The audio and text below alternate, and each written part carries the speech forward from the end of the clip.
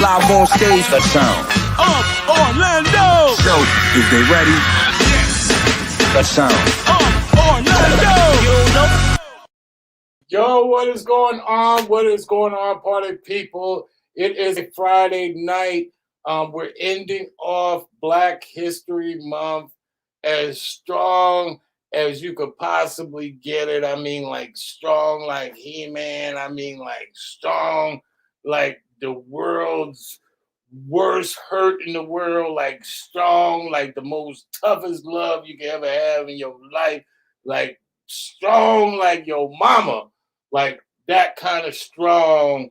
We're having that kind of strongness at the end of a most hectic week for a lot of people that are suffering from COVID or suffering from the stresses of not being able to pay certain bills or the stresses of not being able to be where you want to be right now in your life.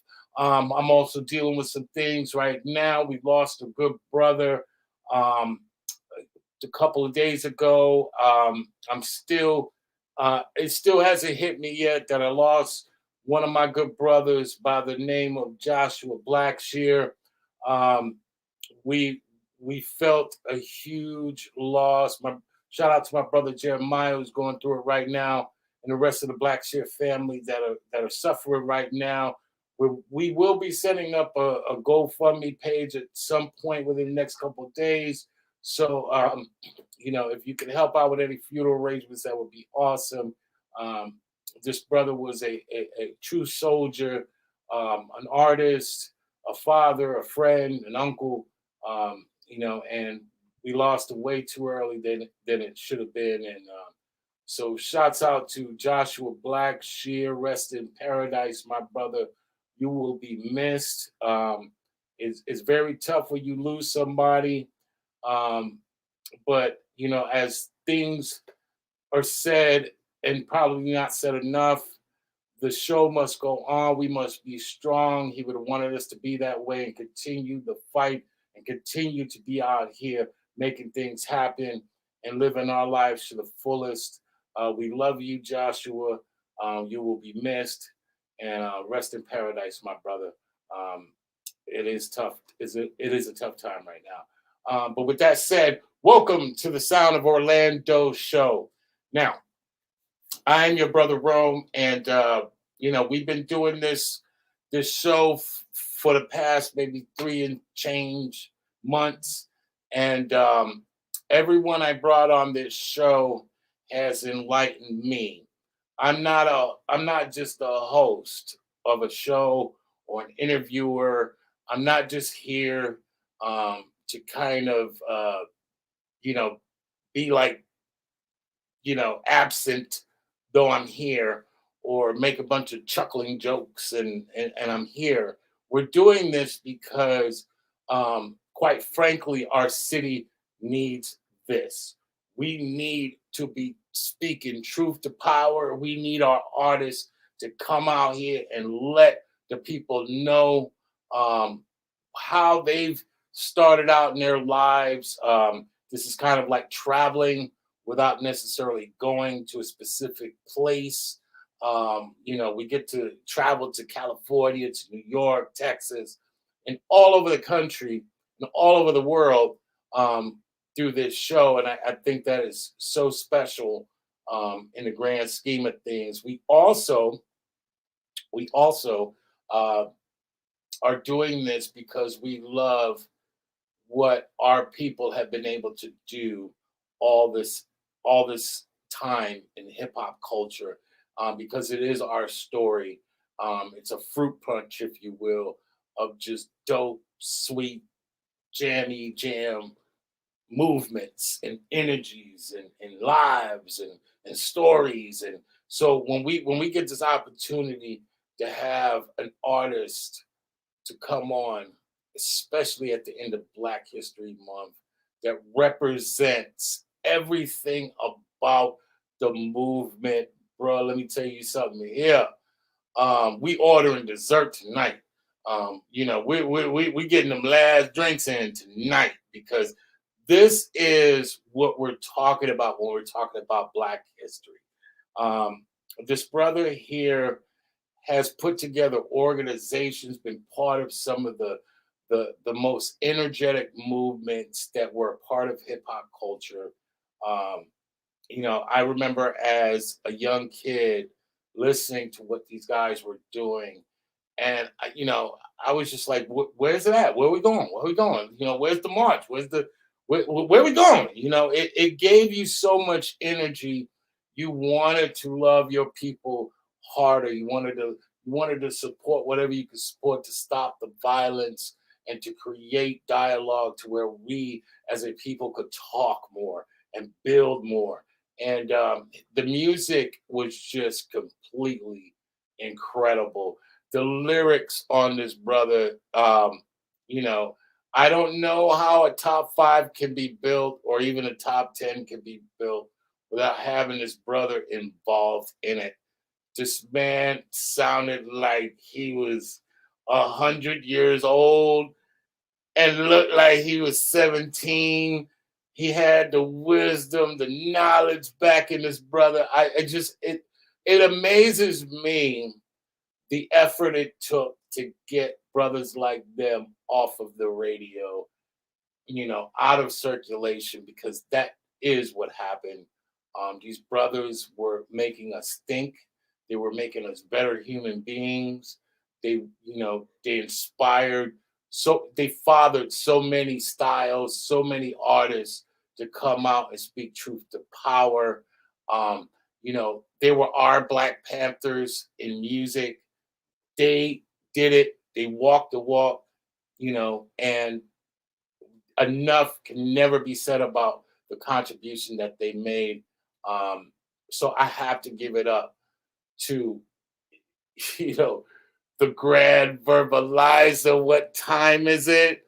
Mr. Heed the Word of the Brother, Mr. Funkin' Lesson, to the East Blackwards, you sissies. I have to give it up like a little kid. I'm like a little kid over here, man, because that's what good does to you, man. It makes you feel like a child. Good makes you feel like a child. It makes you feel like there's hope and there's love in the world, man. Give it up one time from the legendary group X Clan from Black Watch Movement. Give it up for the assassin of lyrics and MCing on some I'm punching you right in your heart shit. Give it up for my brother, the man, the myth, the legend, Brother Jay. Yeah. Verbalizer one time is it? Yes. Funkin' Lesson comes, the sundown speaks. Yes. What up, man? Yes, man. Yes. That's a great intro. That was a great intro, man. I need you on the road. I heard that, brother, man. So let me tell you something, man. When I was a kid, dude, we was like all over them lyrics, man. Like half of that shit, we didn't even know what it meant, but it just felt and it sounded good. It just felt like it just struck you in a different way, bro. I mean, I was just listening to you today before I got on the show, and I remember you was saying, you were talking about a stool and a bib on Funkin' Lesson. I was just like, yo, this is insane. Yo, I'm bringing you verbal milk, a stool and a bib.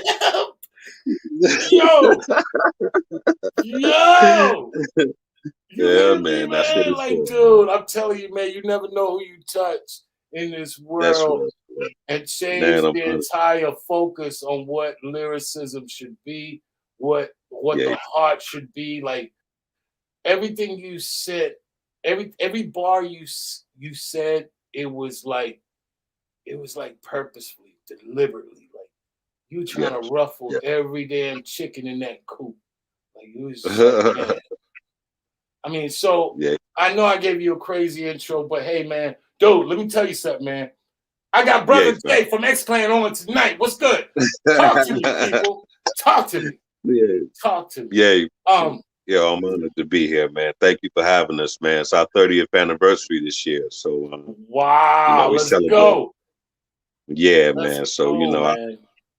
I cooked up some good things. I left some new joint. I left a new joint out there called Mandemic, the Mandemic, and what it's about is basically sewing up the times of what we're going through, just basically touching some wisdom areas so they can they can check that out. It's called the Mandemic Bus. You can see it on my website, my little page, the X Clan Worldwide on the Instagram. They can check out all the videos, some of the things that they missed. But I just wanted to give them a little beacon that that we getting ready to touch them with some real heavy material and whatnot. I just Man, did a we nice need that. distribution. We need that, bro. We Yeah, need man. Yeah, that. yeah. The Warriors need music, man. So it's that time, man. I don't choose to put it out just to throw it in the air for the fluff and the charts and all of that stuff. I think right now we all need some spiritual food, Yeah, man. And let's go. Let's talk about that. Let's talk about that. Okay. Now, it seemed like when you guys dropped, it seemed like it completely came out of nowhere. Like you weren't Yeah. necessarily affiliated with anyone that could have been referenced. Like, oh, you know what I mean? Like D-Nice, he's part of BDP, Right. or Big Daddy Kane, he's part of Cold Chillin'. There was Right. like no affiliation. And like you guys came out, and instead of like, a lot of artists don't come out real kind at first and then they hit you in the face. Like you guys came out with a damn Thor or sledgehammer, like just like Yeah. before we get there, I want you to take us back, way back. How did Brother Jay start out in hip hop music? What was your call? When did you know that was your calling? Well, I mean, I started as a DJ, and when you go to the schools, you have to improvise because you can't carry your wheels in your back pocket and whatnot. So I started using the bass in my voice to beatbox. You know what I'm saying? So just learning the different styles and beatboxing for different battles. And then, I started forming my poetry into lyrical form and whatnot, because hip hop was the business.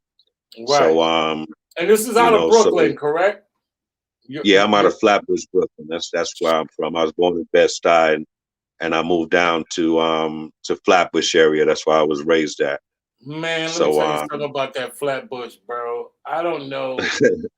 Y'all might have the cure for every disease in the world. Like I don't know how y'all. That Flatbush, man, is just an insanity of its. It's like where the pyramids reside. I mean, I don't know about Egypt, bro, but there's pyramids over there, bro. Because that it's a lot of culture. Is serious, man. Continue, my brother. Yeah, no doubt. Yeah, man. The bush is heavy, man. It's so many.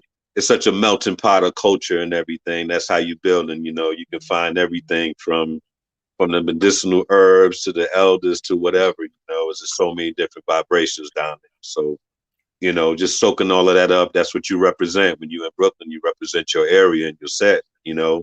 So in a positive manner. So I got to represent the roots and the culture of Flatbush, and then the heart of Brooklyn. And I used to go to the Latin Quarters with my brother Architect up in Manhattan and whatnot. My brother Shaft just kept telling me, come up.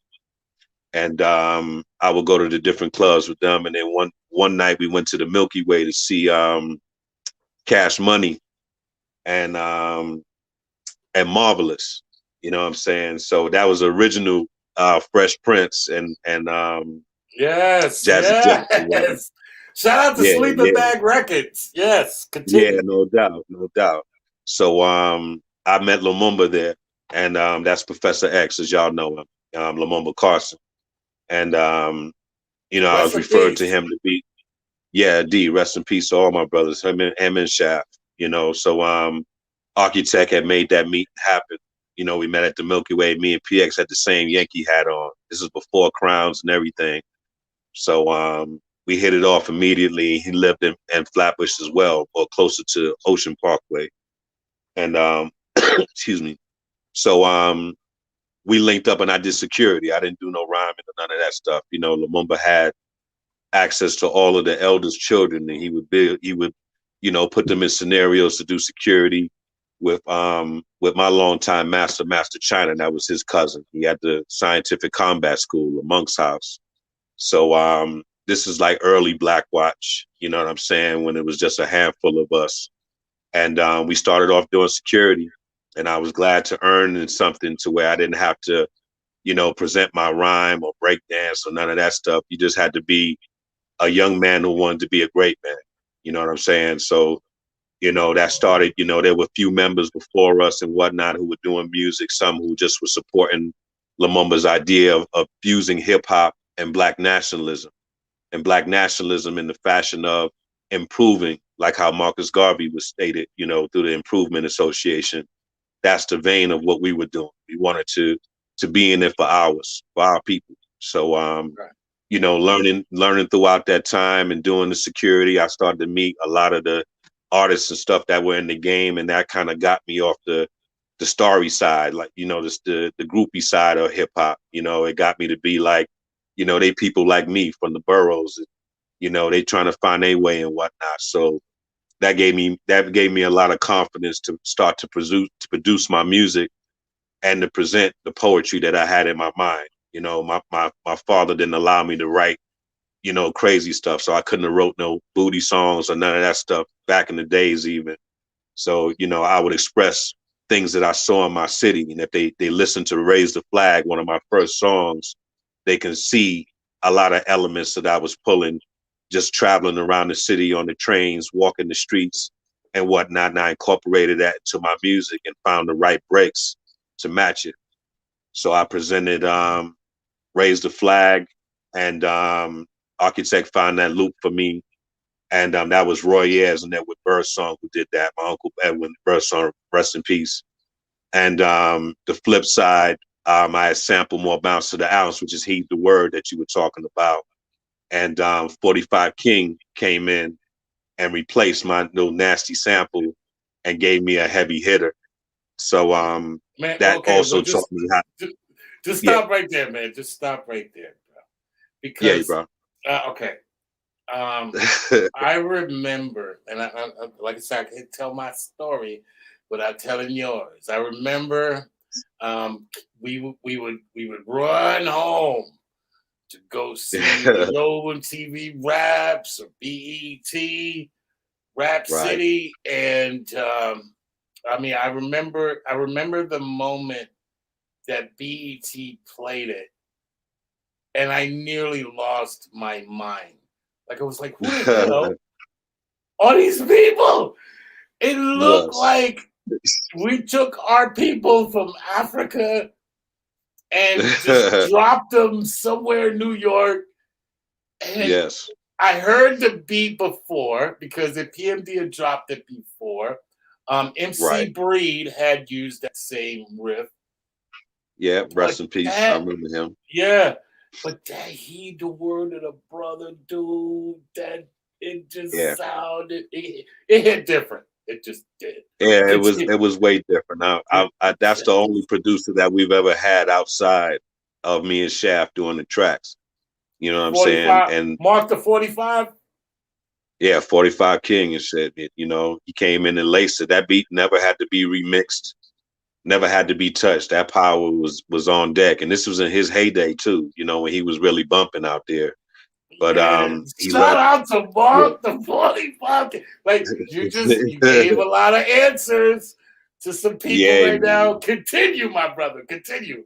yeah, my brother. And also big up to Ultramagnetic because they helped Oh, me do my first demo before I got to Raise the Flag and Heed the Word. So they you know, they had the track machine at the thing at the house and whatnot. They were masters of breaks and whatnot too. So I learned a lot, you know, from that side. And this is all Architect, you know, Paradise walking me through these people because through Latin Quarters he got access to, you know, whoever, you know. So you know, he took us up to the Bronx. You know, I don't really work too much in the Bronx. I'm a Brooklyn cat, so that was, deep to move around and start doing, little demos and knocking on different people's doors. He was introducing us to everybody under the sun. You know what I'm saying? All the people that I was cutting at home, I'm meeting through this brother. So wow. Shout yeah, out to so Slim G. Shout out to Cool Keith. yeah, man, Staples in our history. Continue. yeah, no doubt. So I'm just putting it in a nutshell. I didn't want to walk the dog too much. We're doing the documentary of X Clan. That's what we're dropping for this anniversary. So Awesome. we just figured out production wise how to weave around this little COVID thing and whatnot. So we've been on Dean right now. So they will be seeing the documentary this year. I know I've been telling them it's coming, but the first little pieces of it just wasn't as complete as it needed to be. I needed some more components. So Right. so back to the music side. I made the demo Heed the Word and the Raise the Flag song, and those became the A and B side for our first single on 4th and Broadway. And Now talk about that. Talk about that, because 4th and Broadway was one of the unsung heroes when it comes to hip hop. Obviously, we had Rakim on 4th and Broadway. yes, Um, yes, and there was a you knew Rakim gave DJs the okay to trust 4th and Broadway. Like, yeah, if no we didn't doubt. see his record, if we didn't see Paid in Full on there, we would have just, it would have been like, what is this? But Yeah, anything on yeah, 4th and Broadway was trusted. How did yeah. that happen? How did they do it? Well, again, Lumumba was a manager of artists, and then also Architect being part of the fold with Latin Quarters. That was the hottest club, one of the hottest clubs in New York. Right. So things, people network, and then plus as a movement, we making all kind of movements to our city, so people hear different things about the Black Watch. Because now our circle is evolving. We're not walking around in baseball caps and just all black anymore. We got the crowns. We have the look now. It's refined. The crowns were, a sacred thing at a time where not too many people had them. Hell no. Big up to what we had. It was Unique and Dashan before us. That were a group in Black Watch, and then Sister Trey Danya was one of the first sisters before ISIS and before Queen Mother Rage as well. So now that we decided a uniform look between Architect and Lumumba, we have found our look and our calling, and now you start hearing about these dudes that's moving around the city, and we're growing deeper because the young heads is rocking with us. So young 5%ers, young Black Hebrew, young Muslim, all kind of people from around the city. But, we didn't have any. Let's put this in perspective too, because during that time when we're talking about squads and squads rolling deep, you had the Booyah Tribe back then. You had the Fruit of Islam. You had a lot of people out there that were known for their rolling deep, like that. Yes. And the nation. And talk about how that was when people seen you, because I know I'm seeing you from thousands of miles away. But what was that like in the city where people are seeing you? And it's just like, who the hell are these people? Well, I mean, it was love because we walked with our elders, and our elders were trusted. They didn't have to trust us. You know what I'm saying? There was no music for them to get groupie on or nothing. We were just soldiers who were learning from the elders, and then different things were happening. Yusef Hawkins was happening. Gavin Cato was happening. Eleanor Bumpers, different people, like how y'all equivalent now to like George Floyd. Yeah, Floyd and just different people who are facing police brutality. Ahmaud Arbery, right? Yeah, it never stopped. It never stopped. From the time that we were doing it to now, and then before us. So to see young people responding to the elders' call, once we started moving in numbers, in Brooklyn, you see 20 people rolling one way, 10 people gonna follow, then another 15 gonna follow, and then so we end up starting off maybe 50 to 100 people just in the movement mentality, and then the whole neighborhood is following to wherever we gotta go, by direction of the elders. We're not just standing out there, picket signing and whatnot. There's a focus. The thing is that we'll shut this city down if we don't get the respect. It's freedom or death for us. we've had many battles in Eastern Parkway. We've had fights. Shout out to Where Eastern Parkway, the home of yeah, the festival, the West Indian Festival. West Indian Yeah. Festival that's every year. I've been honored to go down there a few times and see the culture that's on that Eastern Parkway, that Bedford, that area, man, and just all of the people, the mixture, the culture that is there. And Yes. I just want to highlight what you just said, because we need that right now. We need to talk about that. The idea of, or the concept that you're alluding to, which is the numbers, and the Yes. numbers that represent power, right? Like, Yes, but the numbers in A are like mine. Don't get it twisted, because right. you can't just be out there with any knucklehead. Regardless of who joins the circle, the security has to be in straight communication with the people that are marching. We're not here to destroy. We're not here to do this. We're not here to start something to where a shootout happens where there's young children, mothers. What I'm saying? We're here to make our presence known, and what we're looking for as far as justice. We want to be able to stand in front of an official that can make something happen, and that's the elder's job. Okay, so the elder shows up to the plate and says, well, these 5,000 people demand justice, and they're all in unison. That's a different conversation. All right. And not just out there. I love what you just said. I was going to say that you said quickly, but I just wanted to explore that, because it's important, because we're living in a time that there isn't a mutual respect with a lot of our youth and our elders. You're talking about such an important time where the youth did listen to the elders, and the elders were respected enough, given their aim. They weren't bitter. Right. They wanted to help the youth, and the youth reciprocated in being the arm, being the weapon, being the youthful energy that it should be, and say, yeah, we got you. You are fathers, you're our uncles, you're our great grandparents, and I know you've seen some shit. I'm not going to argue with you, and we got your back. and you can't get that without there being that mutual respect that the elders demand and should deserve if they do things the right way, meaning they don't belittle our youth. They don't come to our youth in a way that is kind of like jealousy. Well, in this culture where everybody wants to be young, they at that time, the elders, they loved being the elders. Like, it was nothing wrong with being 40 or 30 or 50. Yeah. And really like that. I just wanted to expand on that, man, because that's a beautiful thing, and it's not talked about enough. Continue. It's very important. It's very important, my lord, because we didn't entice them with rap music.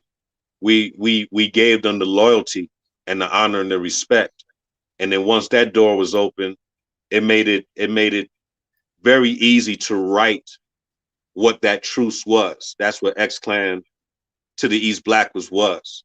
You understand me? It was, now that y'all understand the power of what this hip hop thing can do, and you know where our loyalty is as far as this movement is concerned, y'all rock with us. You know what I'm saying? Because without y'all, we don't have those extra numbers for sales and support and packing up those shows. So you come to our X-Clan shows, bro, and you have everything from young heads who come with their parents to the elders in the house.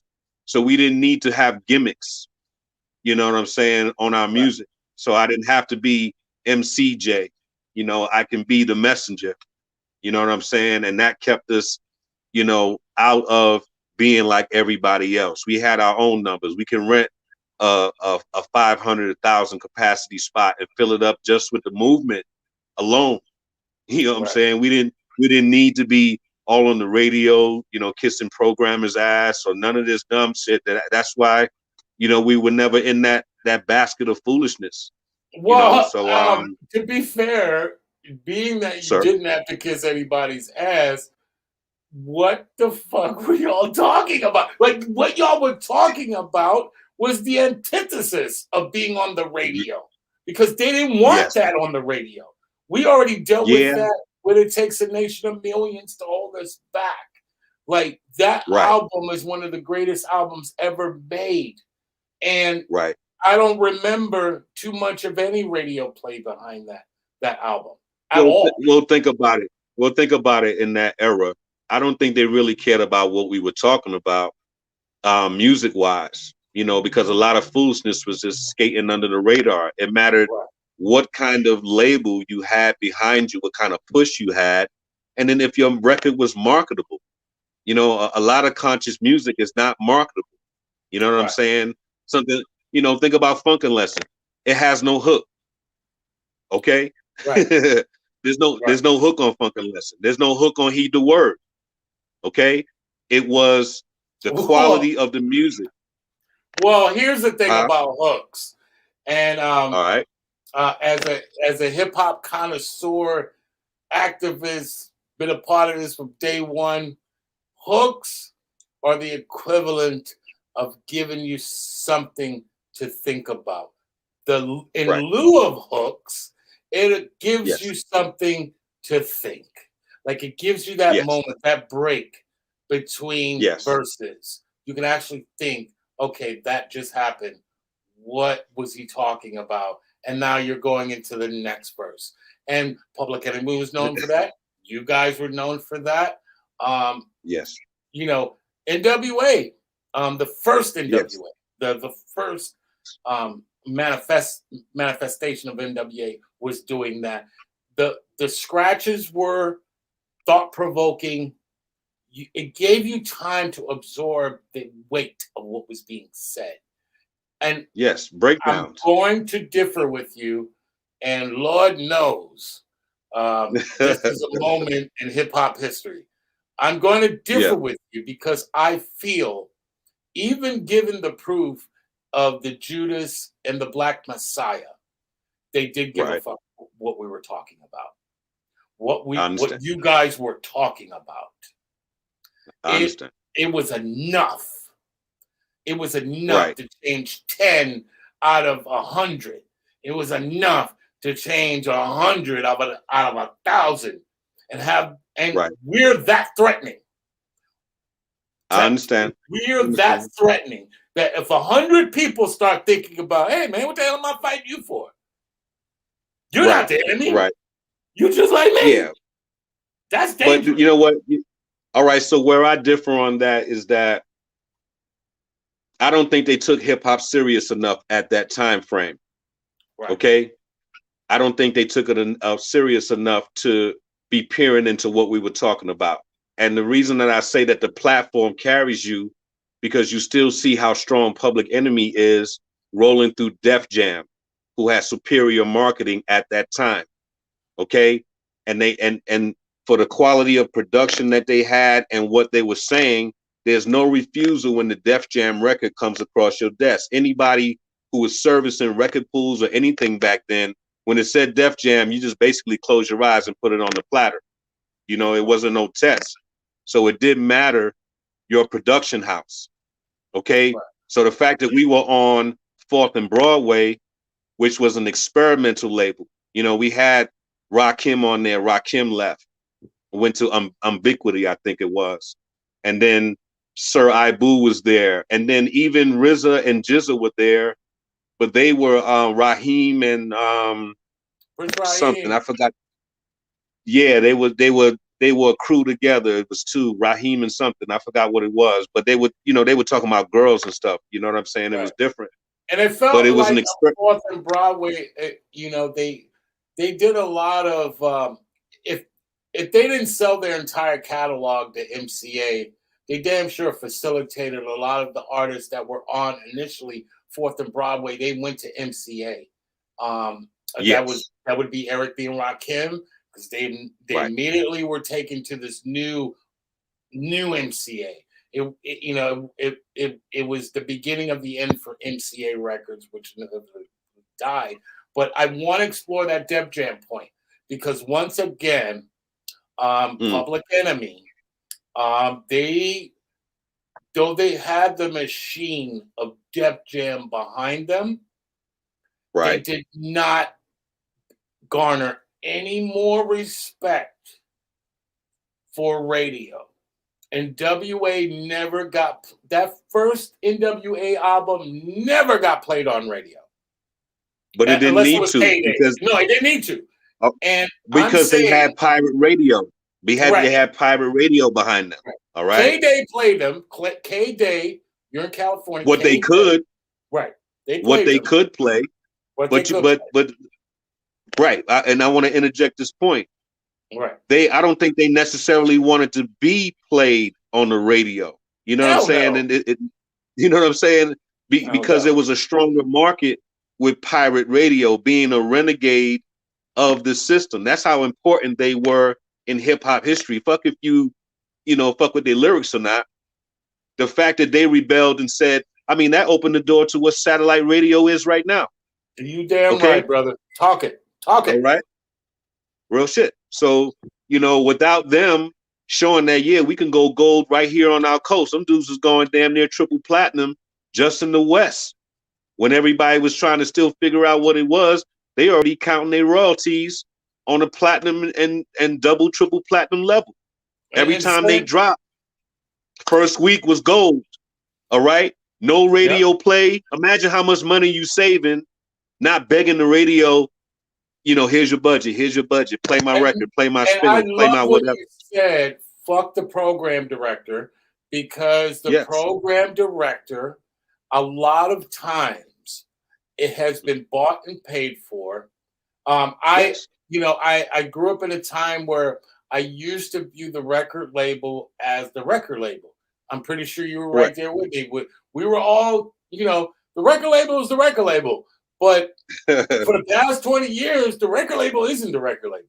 The record label is the radio station, and the subsidiaries are the record labels. So if you fall under iHeart or Clear Channel, then those subsidiaries of those get played on that station. If you're not a part of that, you're not getting played on that station. But with that said, and once again, I got my brother Jay from X Clan on right now. We talking about it, man. But what I want to say, what you guys brought to the table, and I know you have to know it. You have to know it. But I'm just saying it because this is the moment to say it. You guys were the equivalent of Fred Hampton. You were saying some things in which the frequency created change.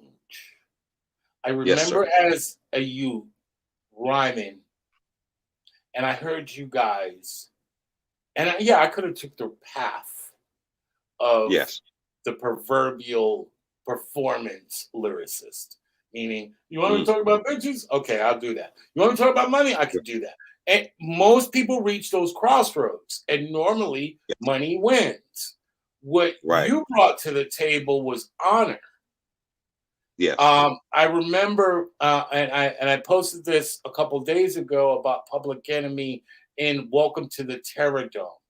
And I brought that up because I was like, in my history of knowing music, and pretty much throughout the 80s and 90s, always being there for video premiere.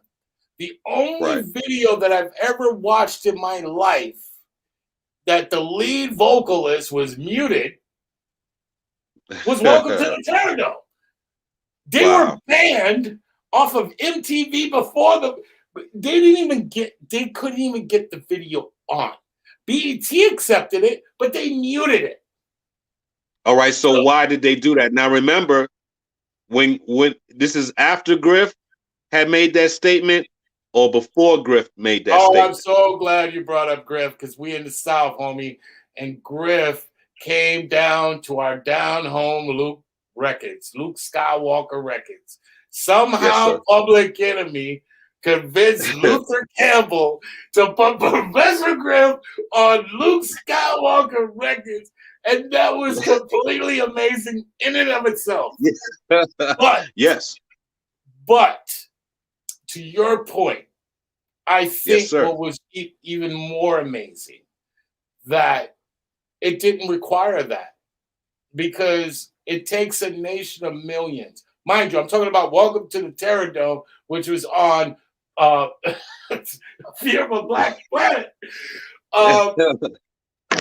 They played every song out of that album except that one. And you're a lyricist. Yes. You're a lyricist. Yes. So I know Right. you know the Yes, sir. gravity Yes, of that song. Yeah. I know you Yeah, know. indeed. And Indeed. that song will make you fight your own mama. Like that Yeah. song, the energy that it possesses, what he was Exactly. saying, they used that as an excuse. But they said, but really what they were saying was, you're Fred Hampton and we are Hoover, and you not Right. playing that. We will sanction your ass. We will get rid of BET as we now know it if you play any word. Like he couldn't even say yo. I didn't hear Chuck D in that whole video. Like there was not one spot in that video that I even heard his voice. And he Hey, said a lot of stuff. I've never seen PE really get too much, resistance because they had like a rock rap presence, and Def Jam was like a rock hip hop label to me. You know what I'm saying? The way that they broke artists and stuff. You know what I'm saying? Their influence was different. I think once my brother Griff had one of those Nick Cannon moments that they started to be like, let's punish the ungrateful, PE. You know what I'm saying? Because without those statements, he would have went on like Rolling Stone, rock group or something, or, Metallica or something. Those dudes would have just kept climbing because people are not paying attention to lyrics like we are, especially at that time. Cats don't even know what I was talking about until 10, 15 years later coming to me, thank you. But and the Hoovers never listening. But the Hoovers Huh? the Hoovers the Hoovers know exactly what you're saying. And the Hoovers ain't going loud at the festa, bro. So I get it. They were convincing in a lot of the shiny object stuff.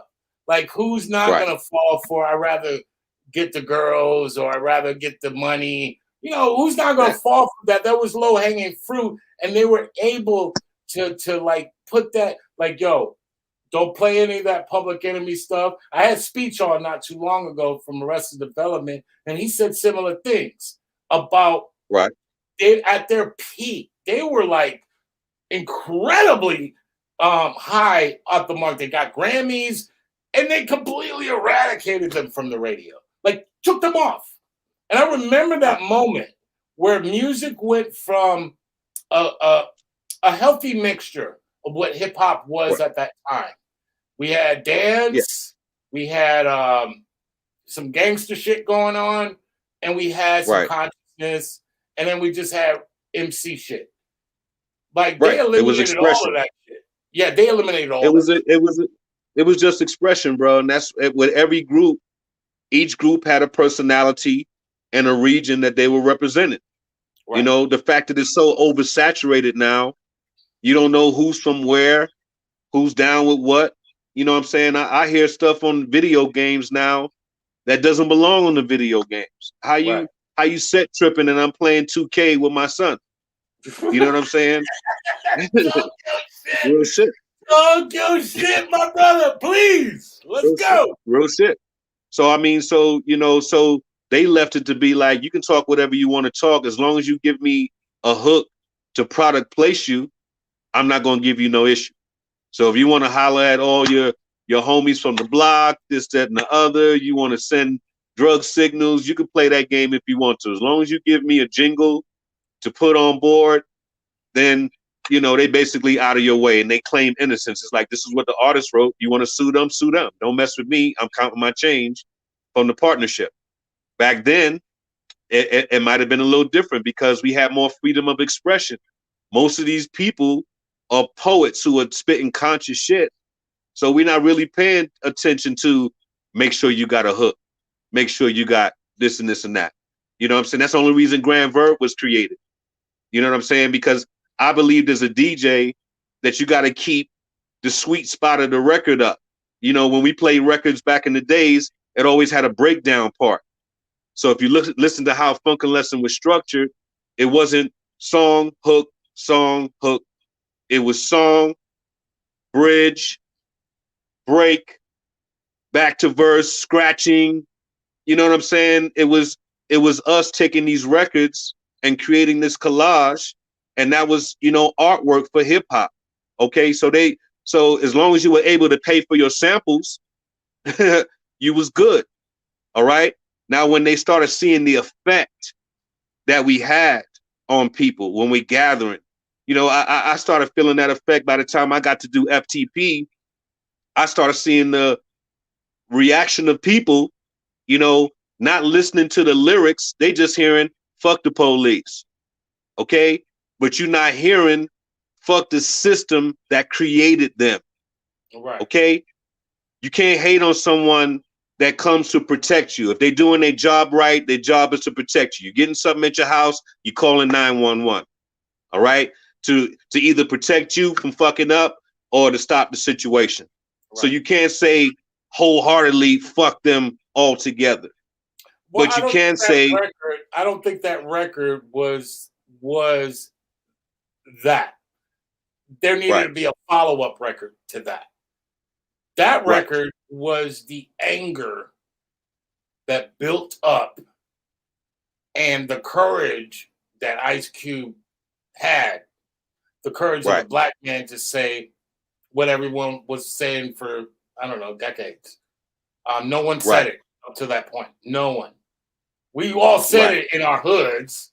We all said it to each other. But up to that point, we just needed we needed the title. We didn't have time for the depth or the follow-up. And I think as artists from all over the country, I think everybody was feeling that way. And a lot of artists did drop the ball to not give context to it because we were all kind of still in our own kind of, they're over there, but fuck them. We felt that from the South, like for long periods of time, like nobody was trying to hear from the South because they thought the way that we talked was so backwards to them. It was a disconnect. And there was so much division going on as far as who we were as people. Even though we all occupied the same space in hip-hop culture, there wasn't a unification in a grand scheme of things. And I think that was deliberate because you guys, the PEs, the X-Clans, the Black Watch movements, the KRS-Ones, the NWAs were touching upon the legacy of what the Black Panthers stood for. You guys were offering the milk and the breakfast in the morning. You guys were offering protection in our neighborhoods, and that if violence did happen, it's not going to be from us. You guys offered the alternatives, and that shit had to be eradicated. I'm sorry.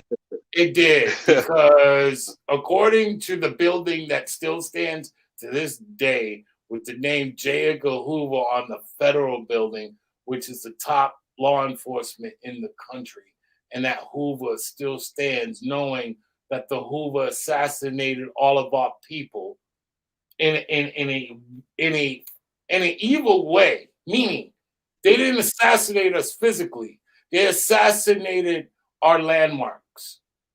Things that in the midst of all this information we could easily find. or Fred Hampton, Yeah, I or don't Brother Jays, or Ice Cubes. You see. know, This is the thing, bro. I just think that the fact that we're older now and we're looking back, hindsight, mhm. yeah, you can put a lot of information on it now. But then it was Right. just, We were in the yo, moment. we got a Right. we got a platform where we can touch thousands of people, and we represent this movement every day. Let's go ahead and put this in writing and put it on this vinyl and send it out. It wasn't us trying to be anything. You know what I'm Well, saying? We were that is just soldiers. completely genius. I'm telling you, brother, Yeah. that is completely genius. Because if you're So, saying that, when you come in on that record, African, very African. Um, word. let me tell you something. I know a lot of Latin folks that felt that. We dealing with that right now. Like I know a lot of people were like African, but like it was so warm. Yay, It was brother. the answer. It was the answer because It was it we was all are African. We all are yes. African. Those are powerful words. You Yay, know, brother. But that's how I was. I walked the streets like that. I walked into the studio. I walk into anywhere, and that was the vibration. You know that's why the intro line was like that. You know what else does it have to be? You building with the grand verb. What time is it? It's African. It's very African. Come and step in Brother's Temple. See what's happening. You know that's just a straight vibrational lingo, my lord. You know, like I said, man, it was all through the creator, man. You know, we there was no other agenda or intention in our mind, but just to let our people, you know, get a taste of what we were studying and what we was learning. You know, every battle we did in New York with authorities or in the streets versus whatever the hell was, you know, putting injustice in front of us. You know, we scripted that. You know, and I say we because you know those numbers give you energy. You know what I'm saying? And you know, big up to all my Black Watch soldiers, those who have passed and those who are still living. You know what I'm saying? I mean that whole vibration of being as one is heavy. When we say Zoom and it's 200-300 heads, such a Zoom is thunderous. You know, it don't sound like a college Siskumba chant or whatever case may be. It sounds like African power is coming into this, you know, into the circumference, man. And you know, we was living that. You know, we was living our ancestral thing, all of the tales and stuff that we're told, if they be true or not. We was living up to as far as we could touch, you know, touch into our imagination, into our spirit. So, you know, that was sincerity. You know, for cats that wasn't right and sincere and right and fluff, you know, I was an enemy to that because you wasting the platform of freedom of speech to just brag about materialistic foolishness. A lot of people regret their careers to this day that they somebody can't come up to them and say, yo, man, you saved my life. You know, you got me thinking different. I got off the streets, man, start studying. Now I'm teaching heads instead of killing them. You know, not too many people can stand by something like that. And now this whole generation of what's happening, 70% of them are on that same thing. They took the deal that a lot of us turned down. Okay? They Talk about it. Talk your real shit. shit. Talk your Real shit. shit. Let's go, my brother. Let's go. Let's Yeah. go. Yeah, they took it. They said you dropped the ball, I pick it up and paint it a different color. Now it's mine. You know, we didn't want it, you know, because it comes with a price. And now you see all this martyr rap, you know, you're not even worth it anymore. You know what I'm saying? Once you make your record and gain 2 or 3 million people, they can smoke you and still sell your music. They learned that through Pac, they learned that through Biggie. That started this martyr rap situation, how they were celebrated, you know, so much after their death. You know, y'all, you know, cats making them nicer than they ever was. They were our brothers and our comrades, but y'all making it like the end all. So the young heads looking at us, admiring that, say, well, we need to talk like him. We need to talk like him. And go ahead and just follow instructions and get to a place. If we live or die, it don't matter. I just want to be famous. That's not what it's about, bro. That's not what it's about, man. We gotta be better than that, bro. Can we let that breathe for a minute? No, just a moment of silence, because you killed a lot of idiocy right now. Let's just give a moment of silence, bro. Let that breathe, man, like a fine wine, bro. That's beautiful. And It's real, bro. but to your point, I know you. Yeah. I know you. Yes. Because Yes, my lord. like I said, I was right there. I heard what you were saying. You were speaking not only at the times that was going on, because ain't nothing new under the sun. We know that. But with Yes. that said, you said things like grits and cornbread. How can you How could act you act this? Exactly. like Exactly. How you imitate our soul, the soul of Black people. You know what I'm saying? Those things aren't necessarily the best for us, but our memories around that food at the table is what built a lot of integrity in families, man. You can't fake that. You can't go act like me and act Black. You know what I'm saying? You gotta be in the trenches. You gotta eat what we eat. You gotta live where we live. You know what I'm saying? You gotta deal with it. my You know what I'm dude? saying?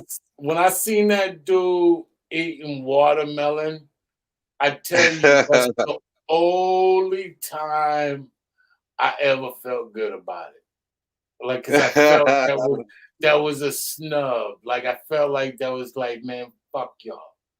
And and Yeah, and, man. Real and good. fuck y'all on some, not some low negative, evil, everybody's the devil kind of shit. On some fuck Word. y'all, meaning whatever For narrative stereotyping you're me. trying to paint of us, Yes. we could paint a better picture. Why don't y'all give us the narrative, and we'll make that motherfucking story so dope. Y'all don't That's want to it. see that story all day. That's right. And that's what we did. And that's what we did. It's like, how dare you? You making me, this, and that. I'm gonna eat watermelon to the rind on one of the hardest videos of this era Right! right now. Don't give a shit, bro! Don't give a shit! Yes! Yes! Real shit. Real shit. Yes! That Real is shit. We gonna go. everything for us, man. Yeah. I'm telling you, Everything that we my did. man. That is Yeah, everything. bro. I'm telling you, you guys touched so many people. Shout out to my man Jesse Jazz.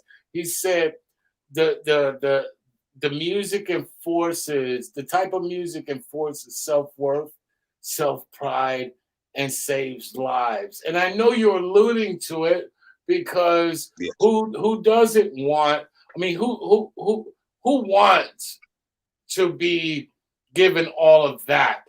That most Word. leaders are reluctant. They don't. Yes. They're asking themselves, "Why me?" You know, God knows how much of a screw up I am.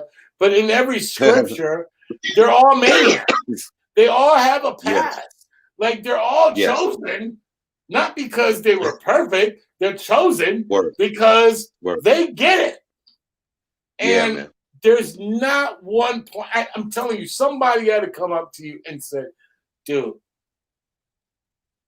where these fucking rhymes coming from, man?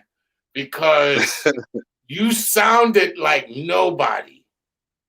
Word. And those rhymes, to your point, if no one knew prior, Word. you gave the blueprint on what rhyming with purpose sounds like. Sir. Honor. That's I wouldn't know. everything. Everything.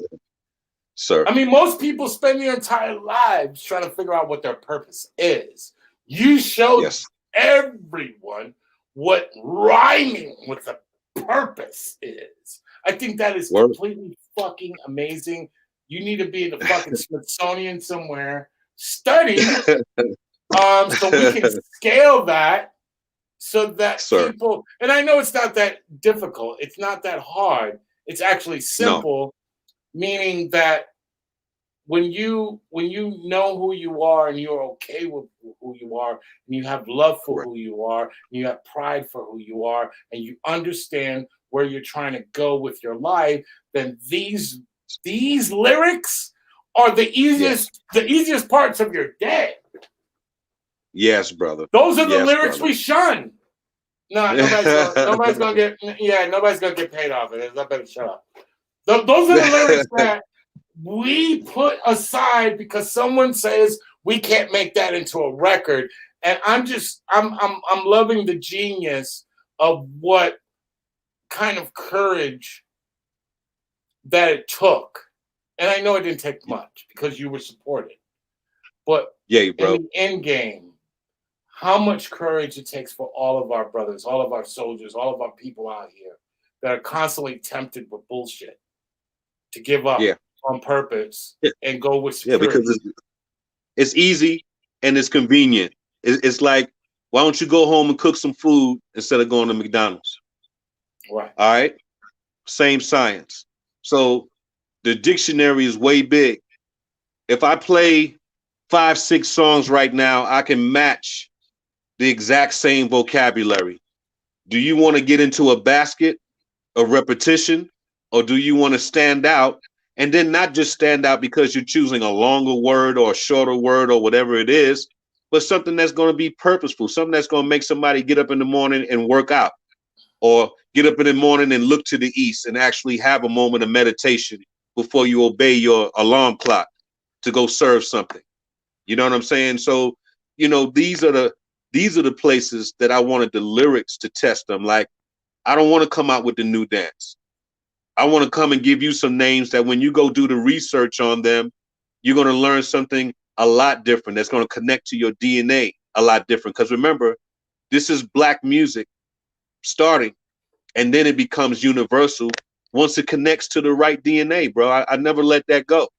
You know what I'm saying? I don't have to be prejudiced. But when I say a leg bar, it's not going to mean as much to a white person in Orange County as it is going to be to someone who may be in the South in the E5.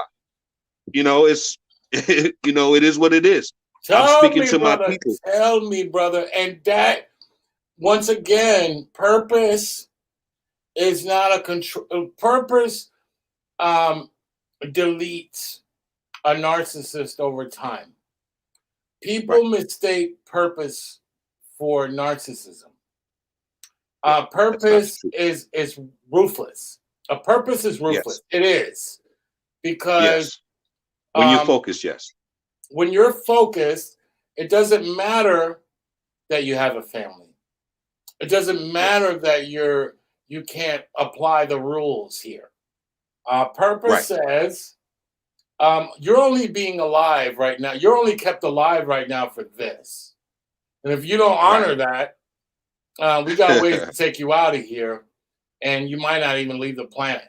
You might stay here and be stuck. Yes. Freedom or death. Freedom or death. You just define that. Right. Okay. And you just purpose is a beautiful thing, given the space to work. And that space sometimes has to be taken because we have all been conditioned, all of us as human beings, that these rules and so-called order tells you, well, if you do that, this and this will happen. Well, you don't know we don't know what money is to you. Obviously, the real money was to you was the people. Right. To some, money is actual money, which sucks. Because the idea of the concept of what currency should be at the end of the day should be beyond your own understanding. It should be not of your own model. Really, that's what money should be. It should be so valuable that you will spend the rest of your entire life getting maybe 10% of it. Like, it should be so dope. Like, you couldn't even screw it up because that's what we did, right? Yeah. That era blew a lot of bread.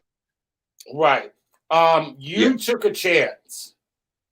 You said, and I know you knew it, we're not going to get that money, the security, or the radio play, or the love from, and what we consider the American dream, which in some circles can be the American nightmare. The lottery is not always winning; it's actually losing. You lose friends, you lose family, you lose empathy, you lose love, you lose forgiveness. Money is not always the answer to a man's plight. Sometimes it is the ugly fight. Sometimes it is, I did this for my people. I mean, I can't even, I'm lying. I'm saying that for my people. Right. I know what that is, to give of yourself in a battle for your people, but they see that you didn't gain any shiny objects. I know what that is. Yeah, It's money something. is a resource, brother. It's not something that we should be, focused on to where we take ourselves back to a slave mentality. You know what I'm saying? You pay attention to the jewels: knowledge, wisdom, understanding, freedom, justice, equality, food, clothing, shelter, love, peace, and happiness. There's no money in those equations. You know what I'm saying? That's like a hierarchy of needs, put on a basic level. So when you make your bread, it should be feeding those jewels. All right. If you out here earning, if you live in a bush country somewhere and berries are the currency, then the thing is to gather as much berries as you can, but you can't be a slave to the process. So same thing, we live in America. This is run by papers, run by capitalism. In order for you to have time and peace and happiness, is a certain level of paper that you have to put up, figure that goal, achieve it, and don't attach yourself to greed. Okay? Because at some point it has to be enough. You got to put a cap on shit.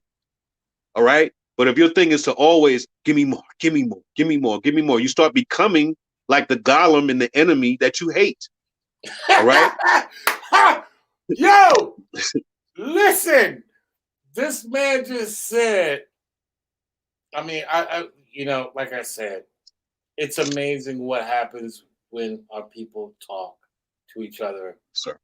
I think that's a beautiful thing because there's 400 plus years of us not talking to each other. We've talked past each other. We talked at each other. Tonight we're talking to each other. We're sharing everything you just said. I co-sign because I understand what that is. The idea that a shiny object should be chased is the same karma that the chaser becomes the object. I believe that we become the very thing that supposedly we need. And what we need, most of the times, we never agree with. That's right. It's not. That's It's right. not. That's why, in similar scriptures across thousands of years and across thousands of religions, there's some paraphrase or so that says, "Seek wise counsel." It talks about the community. It talks about the people. Because when you make a decision, not every decision should be left up to you. Sometimes those decisions should be left up to the community, your family, because we know not what we do. We know not the gravity of in desperation, we decide money, but there's prisons filled up in desperation. There's morgues filled up, graveyards filled up in desperation. How they worship jail culture, and you're not weighing the mistakes that was made. We should not be going in that wheel. If two of our OGs or elders are caught up in that system, we should have enough communication to say, I'm not doing what he did. All right. And most of the reform is happening behind bars. People are really learning to take a chill when they're behind the bar. Okay, we have to get the conditioning before that process happens, if it ever does. We don't need to be in prison to learn how to chill. Okay, so now they put all of this maniac vibration on us as far as our music and the culture and everything. Everything is so free and chaos. There's no order. Okay, when you talk about Black Watch, that was stages of order for young heads that would have been out here doing crazy ass shit. It was a taste of order. It's the first step. That's like when people step into a 5% of learning pattern or thought system. It's the first step. It allows you to be, this is my mathematics. This is me daily running the math to myself, disciplining myself not to step outside of. When you follow Hebrew structure or Kemetic structure, these are the ways of Ma'at. I don't step outside of this structure, so I'm not going to be killing folks. I'm not going to be stealing. I'm not going to be doing whatever. You got to have something. I don't hear anything of structure. Everything is the same. And I think these artists are more surprised that their stuff is being pushed so hard and they talking so raggedy. I think they're more surprised than we are. Okay? Because a lot of that music would have been black underground.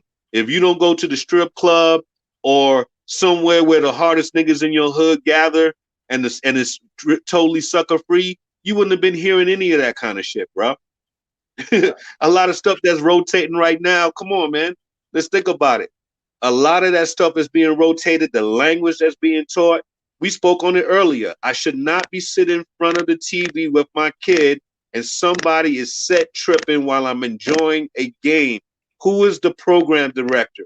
And why are the people not going at them? Because every week you hitting me with 5 new joints. So you telling me young heads that risk their life every day, get pockets full of money to run to YouTube to buy hits and run to the program directors of these companies and say, just play my shit. Don't even care about it. If they get mad, just point them at me. You feel that's acceptable for us to still buy your products and we not boycotting that kind of shit? Right. but our kids getting programmed against us, body. But there's up and down. There's a gap. There's a void that I thought would be occupied by another force. But I have to say, as a fellow brother in this world, our generation did drop the ball on a lot of shit. Yes, we did, bro. Because we told our kids, go make that money. Because we were pressured and we seen what the consequences of not making money. We pushed money versus purpose. We didn't want them to deal with what we dealt with because we seen the purposes. We seen the Martin Luther King purposes. They killed him dead. We seen the purposes of Malcolm X. They killed him dead. We've been seeing the purposes of people that didn't even think they had a purpose. The Ahmaud Arbery's, the George Floyd's. They didn't even think they. I mean, I'm pretty sure if you talked to him the morning prior, he didn't know he was the purpose, but that was his purpose. Yeah, we don't even know how to cherish our own life. That's right. We don't even know how to cherish our own life. If George Floyd, God bless him, was walking around any other day, no nigga would give a fuck. Right. Okay? You would not give a fuck. But because it was a situation, we finally got the power to capture it and tape it and say, this is what we experience every day. What are we going to do about it? All right? Now, at this time in America, there's a certain level of people that are getting left out of what they thought was the elite circle. So they're mad. So they go attached to your anger and say, hey, that's fucked up. But we've been telling you this for years. Why all of a sudden is it special? Why is it sudden all of a sudden special for this person who was suffering from drugs and poverty in the hood and everything that comes with the whole existence and being in the neighborhood? Why is he so fucking important? All right. That's a faceplate for your anger of being left out of the fucking rotation of looking out your window and looking at the bullshit happen. All right. Are you standing in the window with the strap like Malcolm, or are you standing out there like a Zimmerman just peeping shit and not doing any motherfucking thing? You know what I'm saying? Are you one of those motherfuckers? I love what you just said, and I don't know how you feel. I do, but I don't. I don't know how you feel about Christianity, but one thing that I do believe is that the truth is so powerful, it uses evil to be the messenger sometimes. And what I'm saying that is we, in our ability to not have our kids go through what we did as in the 60s, 50s, the 70s babies, the 80s babies, whether we know it or not. We had a discussion. I know I missed the class, but I was there. And we all kind of agreed to we don't want our kids to go through the same shit, Right. but we were wrong in the approach. Yes. We told them do these things, and who we it's not. I'm not saying that we knew. We didn't know. We're all Right. like hip hop. We're an evolving science. This is a science Right. that wasn't available to everyone. This is why we know that we are the original kings and queens of this earth, because they're still trying to say aliens built the pyramids, and we're aliens, right? We're being Yeah, referred no doubt. to in one way or another as aliens. All I'm saying is that at the end of the day, sometimes things are played beyond your own understanding. And that's why it's Yes. so important to instead embrace this idea of what America considers adults, to reference back into what to me is really the important thing, where ideas live and they thrive, because ideas are children, and Mhm. ideas live in children. And when we forget that we are children, we forget our ideas. We don't share them. We don't communicate them, because we view everything based on some sort of this guy, my dollar can occupy with his dollar. We're still living under that condition of, my dollar is a threat to your lack of dollar. We're not Right. viewing our ideas as being shared. And I don't think the problem in slavery was ever the reading. I think the problem was the sharing. When you're dealing with people that got some wits about them, then you have to understand how you deal with them. Meaning that it isn't the reading. We can shun our Right. people all day because they didn't read, but we're not shunning people for not fucking sharing.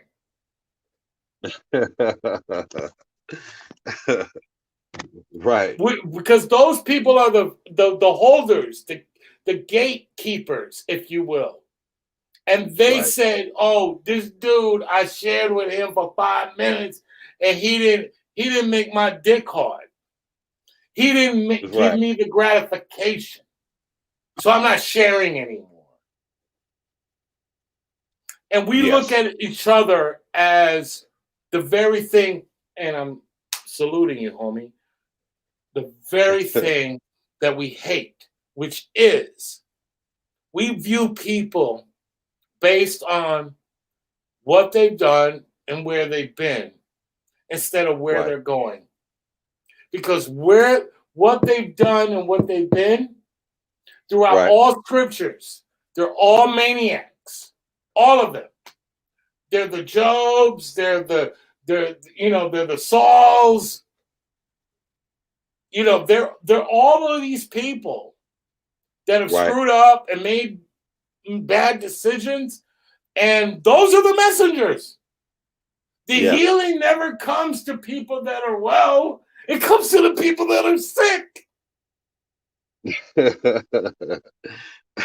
It's supposed to be a constant practice. Healing is a constant practice. Right, You but can't get the sick if you're healing, constantly healing, my lord. right, Yes. but the ones that are poor, the ones that are suffering, that's where God is. That's where the vibration is. Now, and I know what you're talking about, the poverty of the mind, which is I have all of this and it still ain't enough. I need to kill millions more people. I need to destroy this community. But I'm just saying in the sense of the real poverty. It's the poverty Right. of people that are suffering. They never had nothing. They're the workers. They're the ones that think that they've done everything that they could. And Right. they're still dealing with it. Like they lost people due to police brutality. Now they're losing people for COVID. Right. Where's the fairness of that? How do you maintain a spirituality without faith? without any kind of outside of the science, which is cold. Science don't give a fuck about you, right? Because it's numbers. 2 plus 2 Right. Most of is their 2 science, plus 2. chemical science. Right. But 2 plus 2 is great when you got interest. Right. 2 plus 2 is horrible when you got nothing.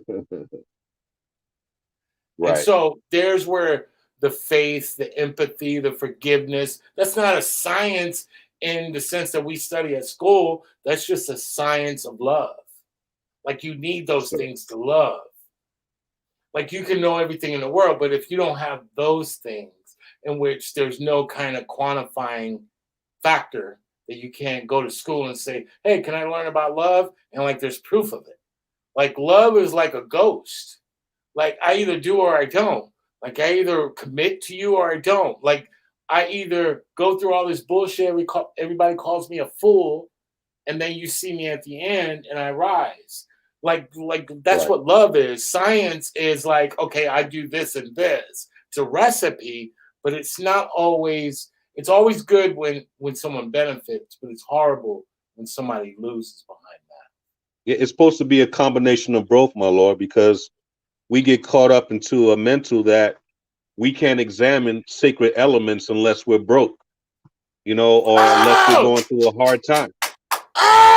You feel what I'm saying? So it has to be some kind of science, or like we said earlier, discipline that we apply to ourselves to say, no matter how much I get or lose, I remain one way.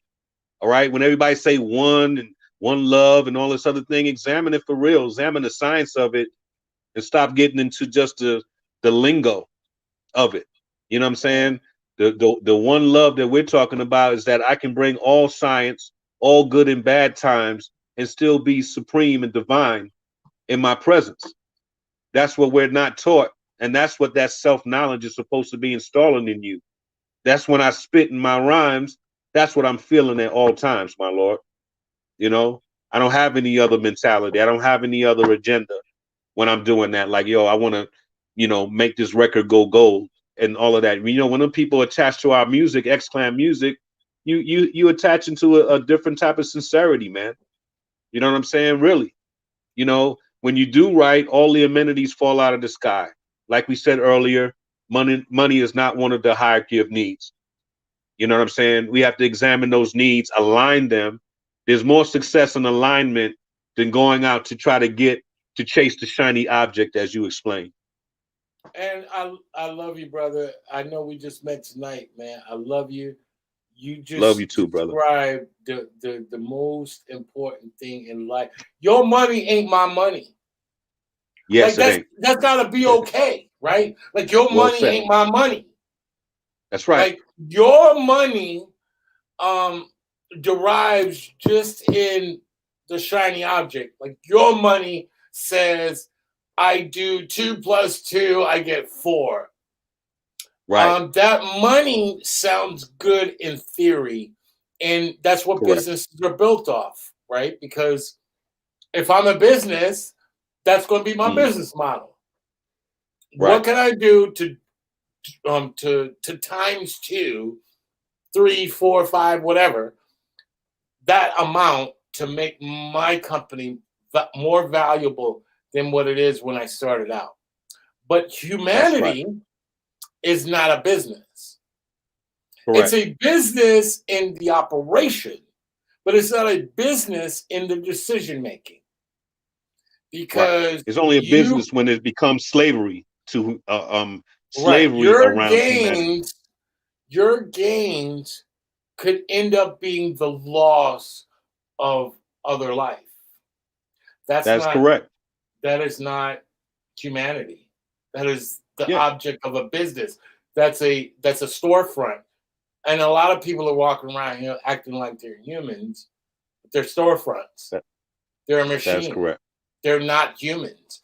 Because when you talk about love and the depth of it, the ocean of that, you have to lose. I mean, there's never been a love that I've ever, in my 40-something years on life, ever witnessed in which the losses were just as important as the wins, and the wins were few and far between. Yeah, it's part of the journey. That's right. It's part of the journey. Yeah. It's almost sacrificial, if you will. You give yourself up so that you can gain the same in return. And this is what our music needs right now. Yes. I said all of that to say I'm agreeing with your global point, which is this is probably one of the most important moments in our lives. We probably didn't Yes. think we were going to live to see this, and we're here. This is where we're at. That's We That's were right. all told to sit our ass down somewhere and shut the fuck up, and we did last year. And that wasn't by our government. I know they like to take credit for that, but Right. God is speaking to us right now. The universe is speaking to us right now. The sun is speaking Yeah. to us right now. Everything that is bigger than us in Yeah. the spiritual sense. We doing too much. We doing too much. Sit And we your doing ass so down much that you know they thought that the war was going to come with nuclear bombs, you know, over the country. It snuck in through chemical warfare Right. and now controls us. And because we looking one way and not really paying attention to what's happening, you know, we all lose. You know, we all lose. We losing a lot. 500,000 people reported dead. We don't even know if the statistics are correct. Right. You know what I'm Or saying? We does have that no power. number- We so spoiled. We wait for somebody else to give us the information. We don't even or control does the that knowledge number anymore. reflect what death really is? I mean, because Yes. once again, there's an argument or a debate going on. Should I live in fear through Right. thousands of years of text that speaks Mm. against the idea of living in fear for any reason? Whether Right. that be governmental, whether that be war, whether that be just simply conspiracy theories. I mean, there's thousands of scripts. I mean, there's thousands of years of scripts for you Yes. to understand that it never worked out that way. Anytime a nation or a population lived in fear, they were destroyed. So I understand that. I get that. I understand that. I know what that means right now in the sense of what are you doing to love better, to be a better human? What are you doing? Are you giving of yourself in a way that reflects what love should truly be? Yes, we are on with Brother Jay from X Clan, and we're talking about some real shit tonight, man. I'm glad to have this guy a part of our conversation tonight because we need to be talking to each other like this anyway. It doesn't matter what I'm talking to Brother Jay tonight. I'm talking to the guy at the convenience store tonight. We supposed to be talking to each other anyway. We've been given Right. all the technology to talk to each other from all over the world. We should just be talking to each other because we family. One of the best verses, and I grew up a Catholic, Roman Catholic, but you know, over the years I took the Shahada. You know, I've been floating. You know, I've studied the Torah. You know, I've read things about being a Buddhist, not because I wanted to be any one of them things, but because the God that I feel like I know is not bound to whatever the hell is being called at that moment. Correct. It's And that's why I ridiculous. didn't understand what you meant by Christianity. What I would just dislike it or whatever. I was raised in a Baptist church as a young man. You understand? But it's a point where you get to understand that everything is one. It's just different needed. language.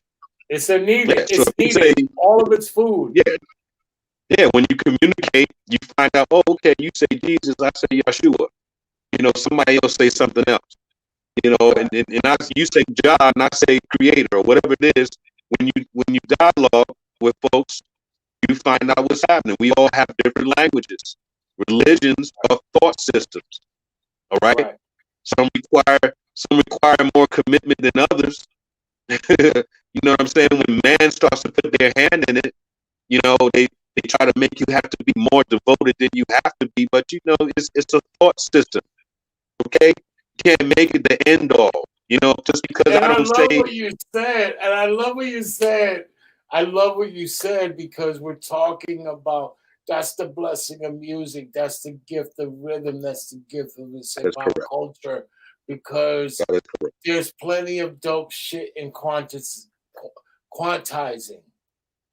But Yes. we also were VR heroes that lived outside of that quantizing, like the Jay Dillas, the people that Yep. said, nah, I'm gonna make my own rhythm. And that's the frequency that they were hearing in the universe.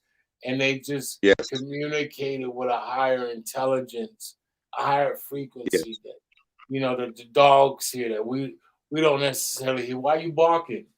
That shit. Like, you know, Yeah. we're worried about sort of surface things sometimes, and actually it's all food. We're all eating from the same trough sometimes, but we're battling each other based on what we do and don't know. And the Yeah, more you know, we're the ba- more you don't know. Right? yeah, we're battling each other. We're battling each other because we're becoming like the enemy and the beast. That's why. All right. If this had been without the distractions of the genocide and the foolishness that's put before us, we would be greeting each other differently. All right. Because the savage has been pulled out of us, that's how we communicate. All right. Everybody who had knowledge right now is debating against each other. And all the material most cats are studying is plagiarized material anyway. So you're not even reading straight from, you know, from the ancestral texts. But y'all got enough nerve to go online and debate about it like it's real. You know what I'm saying? Our language doesn't even allow us to communicate in ancestral form. If I spoke Sumerian 100,000 years ago, how does a primitive English going to translate such a powerful language? And you feel just because you thank God for frequency. And That's we are blind and aware of it at all times. We occupy those spaces with not the best of efficiency, but we know it's present.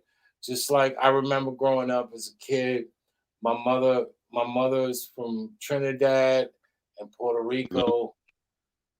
And I remember I would answer certain, you know, I would ask, hey, did you say something? She said, don't be answering them demons. I never said anything to you. I didn't know what it meant at the time, but I get it. Now you do. Yes. Because yes, we move on frequency first. That's correct. It attacks our ribs where our heart is. It vibrates our ribs in a certain way. And we get it. We get it. And then it's whether we reject it when it comes to the brain. Like by the time it gets to the brain, we've worked up to whether we accept it or reject it. But correct. And on that point of what you're saying, that's why I said they're not concerned about what we were saying on those records. It was the frequency. If the frequency started to penetrate to make them start thinking that they were empowered, that's when they shut you down. Okay? Otherwise, Tupac in early stages would have been shut down before Death Row. Right. Okay? But at the frequency that he was amplified at, having the Suge Knight, having the label, having whatever, if he flipped and said, hey, I'm going to become like my step pops right now and really just blow niggas to the left. I'm going to take all these 4 million in global love and I'm going to become just like Matula Shakur, but free. They can't let him get to that level. You can't let Biggie get to a level where he become a new Marcus Garvey. Okay? You can let him rap, you know, fucking R&B bitches and all this other dumb shit, you know, all the shit that he was kicking coming up or whatever. But when it gets to a point where people are falling out of their skin and following every word like that, that's a lot of power, bro. Everybody can't be trusted with that. Okay? And It's the you're frequency. absolutely right about that, because we've got plenty of examples over this 400 plus year experiment, and the Yes. frequency in which someone talked to us, they were eliminated simply simply because it's chess, not checkers. They knew That is correct. if they got to the next move, they wouldn't be able Exactly. to do whatever they were going to do. That's So they correct. had to That anticipate the next yeah, move before check. The next that move. is correct. That is correct. Your frequency is powerful, and they're not fucking with you on that level. Martin Luther King, God bless, could have been the first Obama. Okay, Yes, he could. Yes, he could. okay. So the power, the fact that you had the church, the peace, enough to talk to whatever American on the globe, that was too much. Okay, so if you don't want to make a deal with us to speak in our behalf and be controlled through that church energy, we're gonna have to take you out, sir. Okay, Malcolm X, same shit. You want to work with us? You know, you broke off from the Nation of Islam. You're getting with the people now. If you fuck with us, you know, we'll protect you and make sure that you're speaking in behalf of Black Americans, because they're always looking for the Black American, the Black African American to control niggers, to control nigger energy, because that's how they put it in their minds. Super predator niggers. They look for that one to control that you be able to say, hey man, tell your niggas chill out. And they'll give you the platform and they give you whatever. They're looking for that all the time. If you don't play ball, you shut down. Can Period. I say something, man? And I don't know how it's gonna go, but I'm gonna say it. Sir. I think at the end of the day, our power doesn't remain in one person's hands. This is what the That's youth correct. bring to the table. It's it's data driven. We are the data. Our numbers give us the data. All of our information, all of our input is just as important. Whether it's founded or unfounded, we are that powerful. We are that important. Our unfounded information is the blues. Our founded information is the pop. We all Right. need to be at the table. We all need to be the science. We need to stop with this idea of what perfect should be, because we only learn perfect in this country. Africa is not the it is not the symbol of perfection. It's the No, symbol of what originality is of what is. is a central point, but it's not the end all of whatever. So what Right. you know, you from Africa, you was a great queen. What are you doing with it right now? How do you represent your motherland? You don't even have a clue of what it is. And when you go, all you do is go there and party and bullshit. Say, oh, it was beautiful. You're detached from your power. The power is the one. The power is us saying, look, man, we finally got some money over here in America. Let's combine it with that African money and kind of box people out. That'll never happen because through media we constantly battle each other. Okay? Well, I don't know We about become that.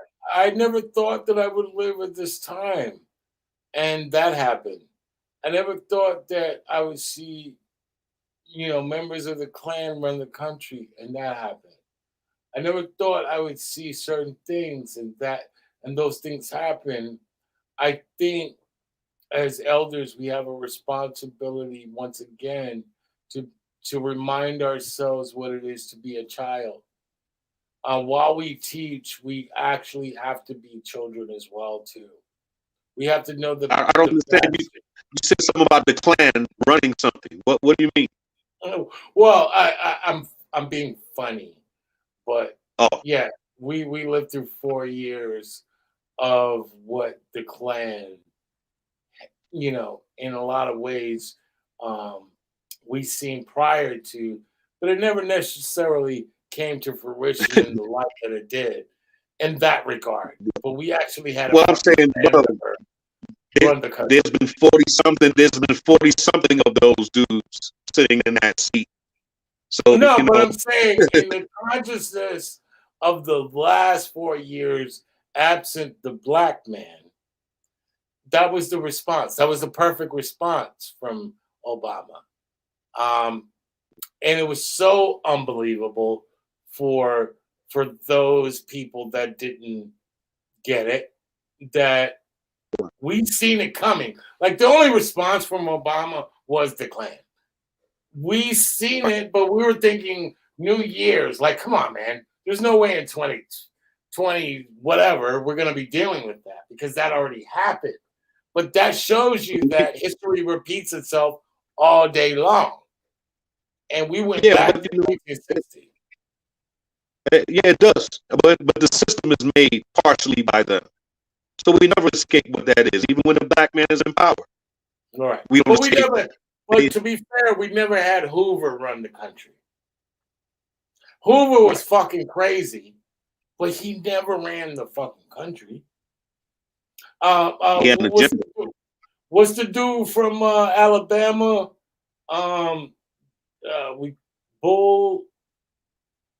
I forgot his name.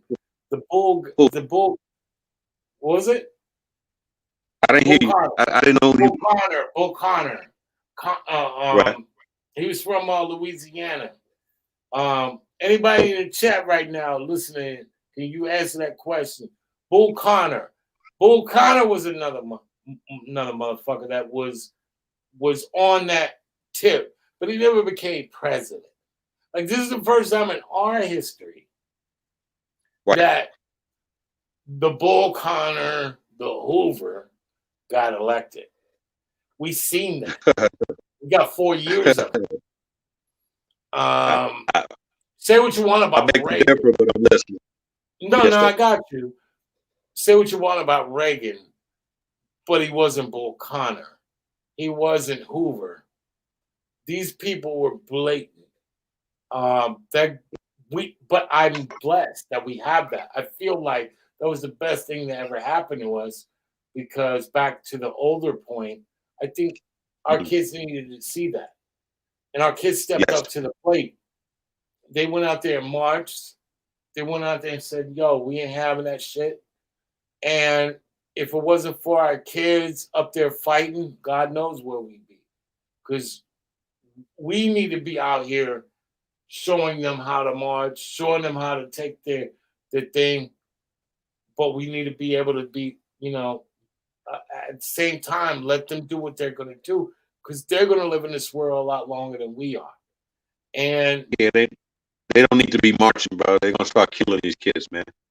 You know what I'm saying? They don't have a regard for us. And that, you know what I'm saying? I'm agreeing with you too. But they needed to practice. Last year, especially last year, was a practice. Because while this COVID was going on, they were killing our black asses like it was just breakfast. They were killing us left and right. In the midst of a pandemic, they found a reason to kill us, which we already know that reason, but they didn't know. They didn't know how important it was to be what we are until that moment. They needed that year. We could be gone tomorrow, but they needed that information. And they needed us to be there watching it with them and advising them, like, hey, I get you. I see what you're doing. And I have sons, and I have one daughter, and I have had those conversations with them to let them know, our generation did drop the ball a little bit. We did. A lot. And we left you a mess. But with that said, this is what's going on, and this is how you can deal with it. And I feel, I felt sketchy at first, but I actually feel better now with these youth. They get it. They get it. They get it. I don't think they get it, bro. I think a lot of discipline has to happen around this new generation, bro. You know what I'm saying? They're gonna be more spoiled than we were. No, they are spoiled, but they get what It's they're good. up against. They get what they're up. Yeah. You can be spoiled and still get what you're up against. The enemy never took a day off. They may take a day off, but the enemy never takes a day off. The but people that are assigned to kill them in Right. so many different ways, whether it be the vaccine, whether it be the illness, whether it be private prisons, whether it be, you take your pick. As a person of color, you're in a constant experiment.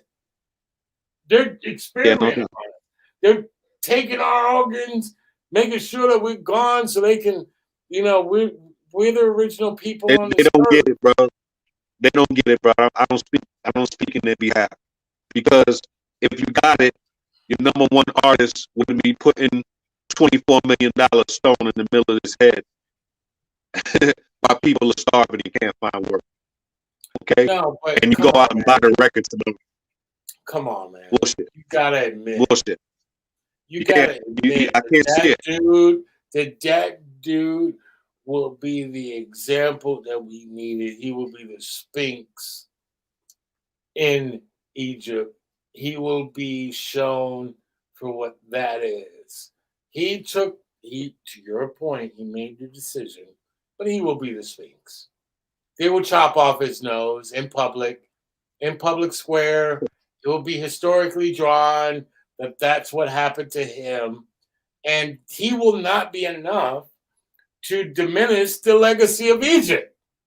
Because the Sphinx nose have been riddled down to nothing, does not take away anything from Egypt at all.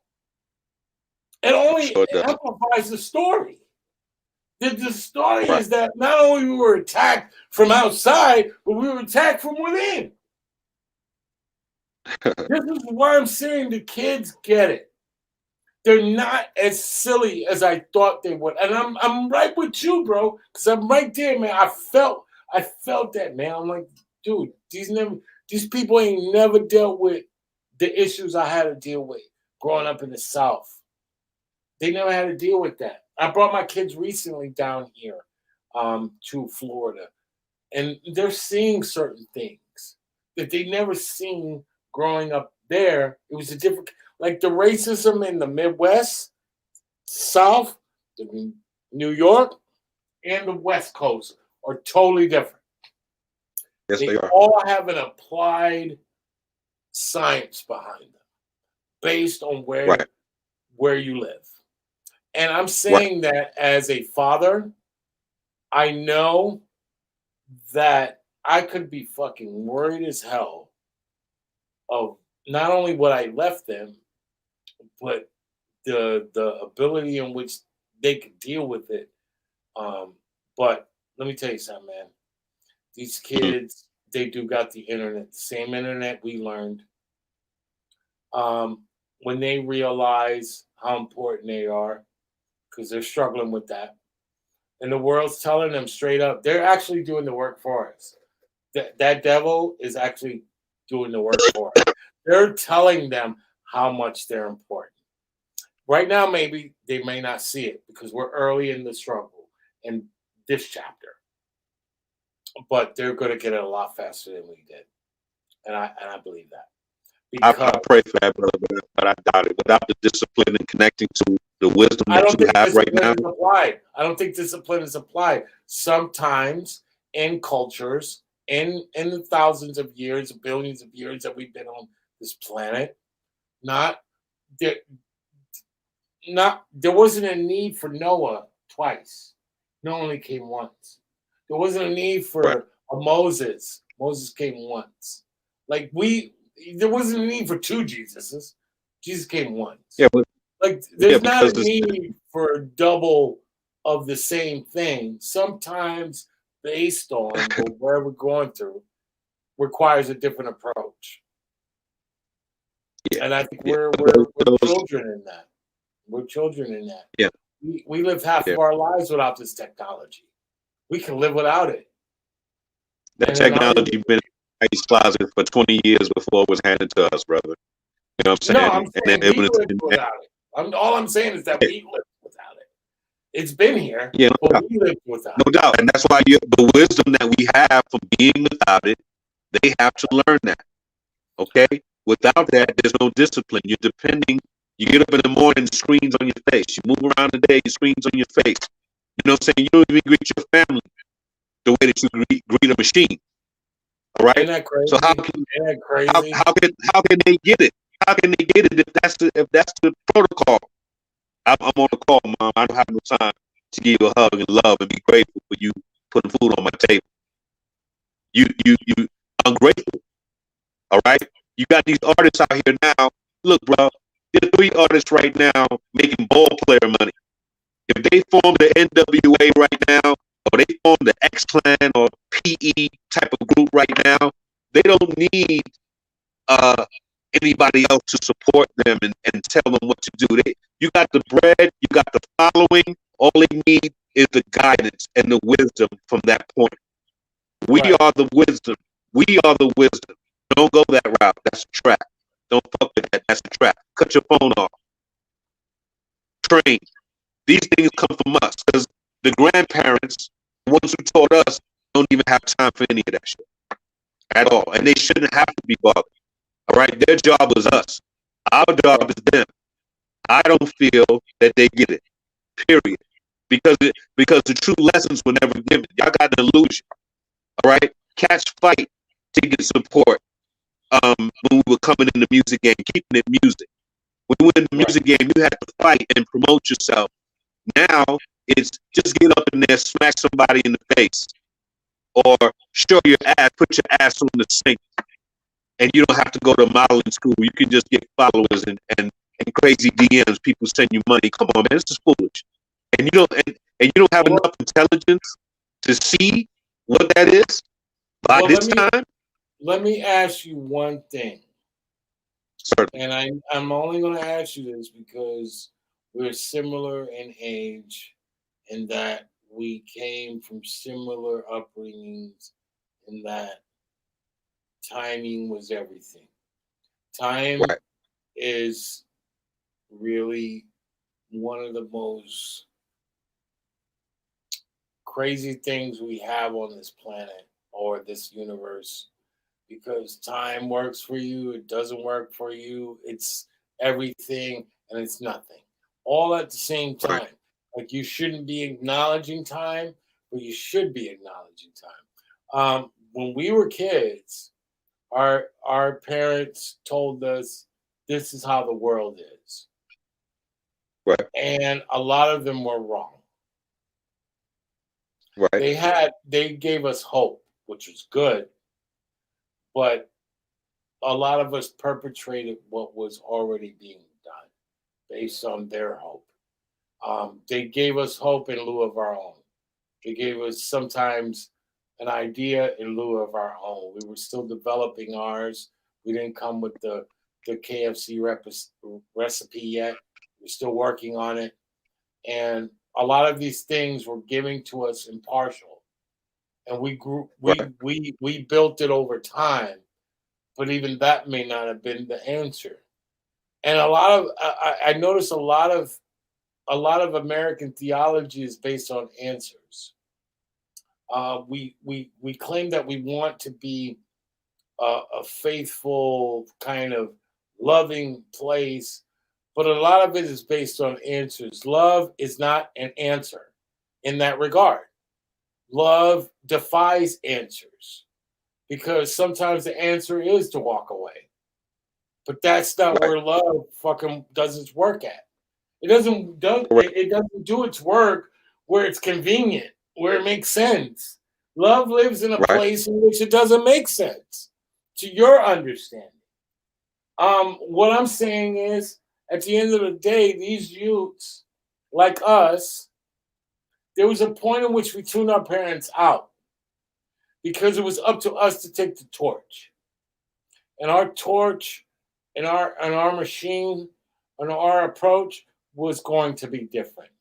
We just needed to add the wisdom along the way for those that were there. But you can't take the torch. You can't take the torch and get the wisdom too, brother. That don't work like that. No. I'm not saying we take the wisdom as well.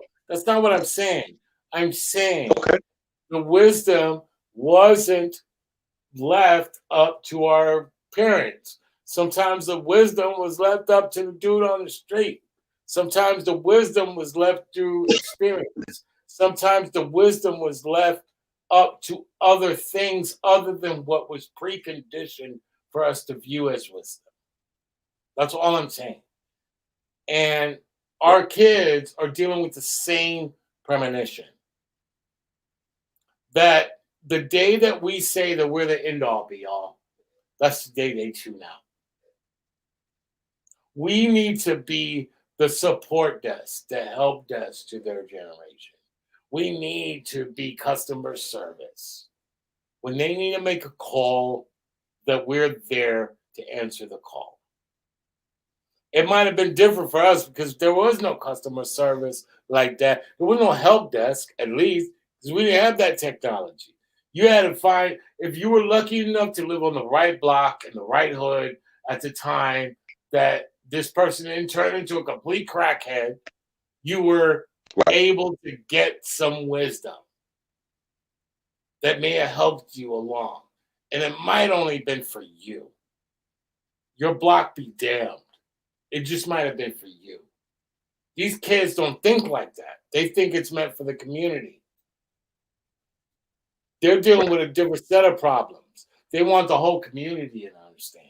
We were just happy if someone on our block knew it. They're happy if the entire block knows it. And they won't believe it until the entire block knows it. If you don't know that shit, then you're never gonna reach them. Because these kids operate on a different, set of what do you call that?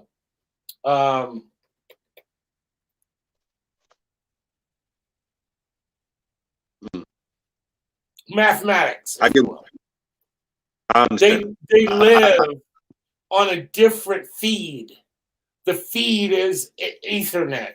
We lived on the feed of dial-up. The generation before us lived on a feed of like an operator. Like Right. we're in a delay, but we're treating these kids as if they should be on, like we're on broadband, and we're not. We're keeping up, but we're not at the level that they're on. We're not. Yeah, I don't give them too much credit. I don't give them that credit, my lord. You want to be exceptional, do exceptional things. I see too much repetition to give this generation. There are ones that stand out. I'm not an enemy of my own people. You know what I'm saying? I'm not going to say like, you'll never get it. You never get it. But this is the thing. You got to stop acting like a machine. The love that you speak about cannot be applied to a cyborg human being. If you're dependent on these machines to make you more than what you are, then you're not living the full of humanity. And I can't give you those kudos. But there is hope. There is hope. There's Kendrick Lamar. There's J. Cole's. There's Amanda. If anybody on my feed can remind me of her last name, Amanda, that did the poetry at the inaugural and the Super Bowl. There's people out here that are. I mean, there are always potential. There are potential minds that can carry it out, brother. But like I said, the ones who break the machine programming and stand forward for the humanity that absorbs the love, that gives the reciprocity, that individual will be the blueprint for where they need to go. Otherwise, these cats will be the first ones to put the chips in their eyes and, have their body, machine and man and all of this other shit. They'll be the first ones to step up for that kind of technology, bro, because they're already a quarter of the percentage there. You know what I'm saying? They're already a quarter there. So, as my Puerto Ricans would say, esa la verdad. That's right. That's the truth. That's the truth. But we can't live our life on numbers, because numbers is cold, and they work when they're good, and they hurt when it isn't for us. Like, those numbers are true. but Right. we don't know the impact that maybe our numbers have versus this new generation will have. Maybe it don't need that many numbers. Yeah, Maybe it no needs doubt. less. I don't know that. The math I mean, we will have to. change. Yeah, I agree, brother. I agree. I agree on this level where they can't do away with us. There is no us being just a voice at the desk. This is a unified power or nothing at all. They're trying to Right. wipe us out, so there is no wisdom for them to refer to when it comes to us. It's just data. They'll they'll read whatever we did or didn't do and learn from that. If we don't step up now to say we have to be one force, Right. okay? If the kids are the artists, we should be running the machines. Period. If the I think internet won't we're hear our getting there. word, yeah, And I I think hope we're so, brother. getting there. I think we're getting there because there is a I think we're too demand. late. You're right. And those things can both coexist. I've Yes, sir. seen many people be at work on time and late. Both things Correct. can coexist. One thing doesn't delete the other. I think It we doesn't. just need to get out of the habit of eliminating each other. We don't need to do the enemy's work. Let him do what he's going to do with that. But Yeah. we need to acknowledge our importance of the timing that we have. This one time in history, it's a blip. It could be viewed Yeah. as a blip 100 years from now. Oh, I remember that one year everybody caught COVID and everything shut down and this happened. That could be a blip. I mean, there's Yeah, no plenty doubt. It could, examples of blips, but yeah, this one needs to go. or it could be a life-changing plague, and we have to Right, think differently. You feel right. me? So And we have to be prepared for either scenario. we have to And go against and our what we own understanding. correct, and that preparation is discipline. Okay, a young person who has not been through anything does not know how to prepare for a crisis situation. Okay, You can't we be disciplined towards something you're not committed to, and commitment only requires two things: love or hate. right, And if you hate something, then you know that they're going to be there. If you love something, you know that they're going to be there. The wishy washy people we've seen in real action. Last year, we seen all the wishy washy people show up, people on both sides of the fence with shit. right. Love, man, is a revealing factor, man. And love don't live on our fucking watch. It don't. How many people you've ever It's told in life, stop looking and you'll find it? And they did. I know you did. yeah, no I doubt. know you did. Yeah, everyone's journey is different with that element, man. You know, Love and hate is about timing. And our timing, that's what makes the job hard because not all of our times are synced up. Doesn't mean we're different, doesn't mean I'm better than you, but that's how hate and love work, right? When somebody finds you at the right time, you love the fuck out of them, right? Somebody yeah, finds I you don't. at the wrong time and you may hate them. I'm not saying you. I'm saying Right, that right. the mechanics of that works. Most of the weak people, when they're weak, they find reasons to hate. And then it's timing. Like somebody comes along with the right idea and says, hey, man, yeah, I agree with you, man. You were right about this whole time.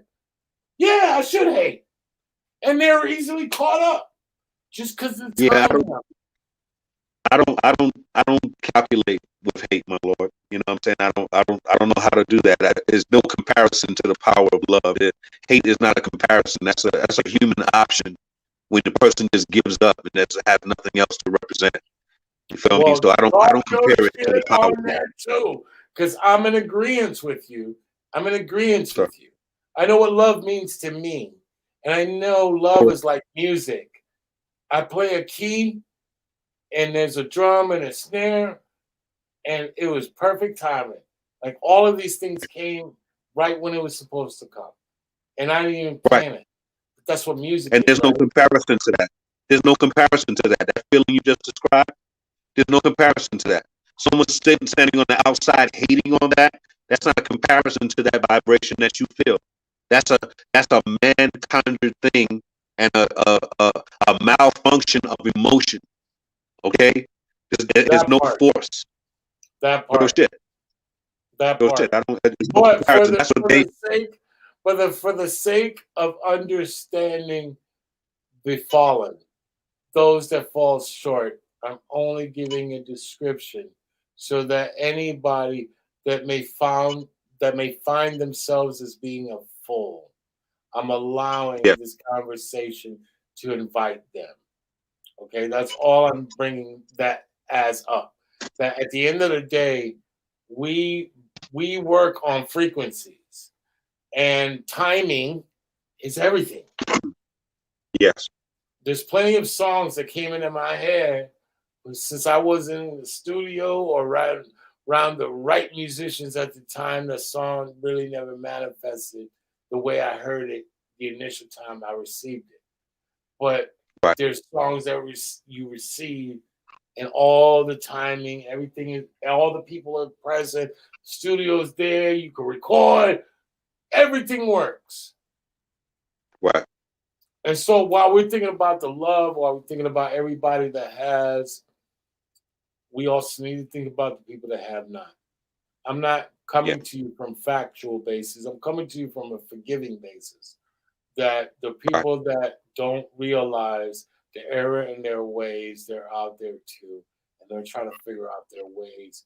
We have to figure out a way in our people that we accept everyone, because Indeed, that's so. the only way that this message in this particular generation is going to go the way we want it to go.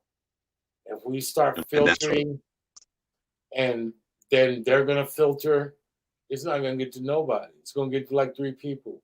We need to get it to everyone. And then let Yes, sir. God figure all that shit out. It's not our like, you know what I'm saying? Like, it's not our job to be the